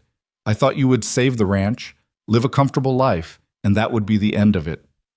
Would you have preferred that? Tessa asked. Adelaide smiled, a rare, genuine smile that transformed her severe face. No, she said, I would not have preferred that at all. Now standing before the Sarah Rose house with the autumn sun warming her face, Tessa tried to find the words to express what this moment meant. 20 years ago, she began, her voice carrying across the quiet crowd, I was a woman with no hope. I had traveled 1,800 miles to start a new life, only to have that life snatched away from me before it could begin. I stood on a train platform, alone and afraid, ready to give up on everything. She paused, her eyes finding Wyatt in the crowd. And then a cowboy walked up to me and said 6 words that changed everything. My twins need a mother. He didn't know me, had no reason to trust me or help me. But he did it anyway because that's the kind of man he is. The kind of man who sees someone in need and reaches out his hand. She felt tears prick at her eyes, but didn't try to stop them. That's what this house represents. It's not about charity or pity or making ourselves feel good. It's about reaching out our hands to people who need help. It's about seeing someone at their lowest moment and saying, you're not alone. You don't have to face this by yourself. There's another way. She turned to look at the building behind her, the solid stone walls, the welcoming windows, the name carved above the door. Sarah Lorne never got to see this place, Tessa continued. She died before I ever came to Colorado, before her husband found me on that platform, before any of this began. But in a way, she's the one who made it possible. Her love, her legacy, Her belief that everyone deserves a second chance, that's the foundation we built on. And I hope, wherever she is, she knows that her memory lives on in every woman who walks through these doors. She had to stop for a moment, her voice catching. This house is named for Sarah and for me, but it belongs to all of us, to everyone who contributed money or time or labor, to everyone who believed that we could make a difference, to everyone who refused to accept that the world had to be cruel and cold and uncaring. She looked out at the faces before her, the people who had become her community, her friends, her family. I came to Colorado looking for a home, she said. I found so much more. I found a family. I found a purpose. I found the courage to believe that one person, one ordinary, imperfect, scared person, can change the world, one act of kindness at a time.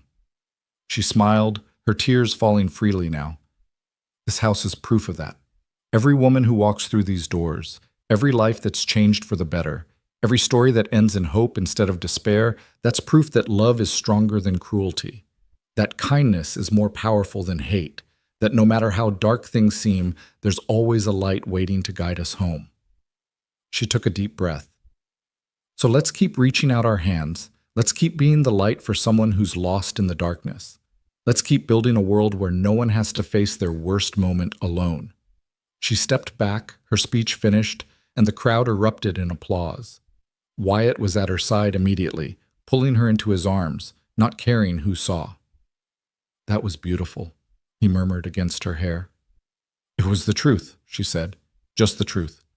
Around them, people were beginning to move toward the house, eager to see the inside, to celebrate the beginning of this new chapter. But Tessa and Wyatt stayed where they were for a moment longer, holding each other, letting the weight of the moment settle over them. Do you remember what I told you that night on the porch? Wyatt asked. The night I told you I loved you? I remember everything about that night. I told you we'd face every sunrise together. Tessa pulled back to look at him. This man who had saved her, who had loved her, who had given her everything she had ever wanted and more. And we have, she said. Every single one. And we will keep facing them, he said, for as long as we're given. Together. She kissed him then, soft and sweet, not caring that their children were probably watching and making disgusted faces, not caring about anything except this moment, this man, this life they had built. 20 years ago, she had been rejected at a train station, left behind by a man who saw no value in her. Now she stood at the center of a community she had helped create, surrounded by people who loved her, having accomplished more than she had ever dared to dream. She had come to Colorado looking for survival. She had found something so much better. She had found home. That night, after the celebration was over and the guests had gone home, Tessa sat on the porch of the house she had shared with Wyatt for 15 years. The same porch where she had made so many memories. The same view of the mountains that had witnessed her transformation. The twins, no, not twins anymore, grown women now, had returned to their own lives. Emma to the ranch she was building with her fiancé, Lily to the small house she shared with a fellow teacher from the school. Samuel was asleep in his room, worn out from the excitement of the day. It was just Tessa and Wyatt, the way it had been in the beginning. Happy? He asked, settling into the chair beside her. More than I have words for. They sat in comfortable silence, watching the stars wheel overhead. The same stars that had watched over them on their wedding night. The same stars that would watch over their children and their children's children, long after they were gone. I've been thinking, Tessa said eventually. About what? About how different everything could have been, if Silas had never rejected me, if you hadn't been at the station that day, if I had said no when you asked me to come to the ranch. And I'm so grateful that it happened exactly the way it did. She reached over and took his hand. Every moment of pain, every moment of fear, every moment of doubt, it was all worth it, because it led me here, to you, to this life.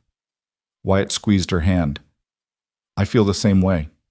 When Sarah died, I thought my life was over. I thought I would never be happy again. But now I understand that life doesn't end when we lose the people we love. It changes. It transforms. And if we're lucky, if we're brave enough to open our hearts again, It becomes something new and beautiful. Tessa felt tears sliding down her cheeks, but they were tears of joy. I love you, Wyatt Lorne. I love you too, Tessa Lorne. From the moment I saw you on that platform, lost and alone, something in me knew that you were the one, knew that our lives were going to be intertwined, knew that I was looking at my future. You never told me that before. I was afraid you'd think I was crazy. He laughed softly. A stranger walking up to you with some line about his twins needing a mother. You could have run the other way. I almost did, Tessa admitted. But something stopped me. Something made me trust you, even though I had no reason to. Even though everything in my experience told me that trusting a stranger was a mistake. What do you think it was? Tessa considered the question. She had asked herself the same thing many times over the years, never quite finding a satisfying answer. Hope, she said finally. Even at my lowest moment, even when I was ready to give up on everything, there was still a tiny spark of hope buried somewhere deep inside me. And when you reached out your hand, that spark caught fire. She turned to look at him. This man she had loved for 15 years. This man she would love until her last breath. You gave me back my hope, Wyatt. That's the greatest gift anyone has ever given me. He pulled her close, and they sat together on the porch, watching the stars, listening to the sounds of the night, feeling the peace of a life well lived. In the morning, there would be work to do, the ranch to run, the refuge to oversee, the endless tasks of building and maintaining and growing. But for now, in this moment, there was nothing but each other, nothing but love, nothing but home. The story of Tessa Alden, the mail-order bride who was rejected at the station and found her happy ending anyway, became something of a legend in Ridgecrest. People told it to their children, who told it to their children, passing down the tale of the brave woman from Ohio who had transformed tragedy into triumph. But Tessa never thought of herself as a legend. She was just a woman who had been given a second chance and had made the most of it. A woman who had learned that the worst moment of your life can become the doorway to the best. A woman who had discovered that home isn't a place, it's the people you love and the life you build together. On her last day, many years later, Tessa lay in the bed she had shared with Wyatt for almost half a century. Her children were gathered around her. Emma with her gray hair and her own grandchildren. Lily with the wisdom she had earned through a lifetime of teaching.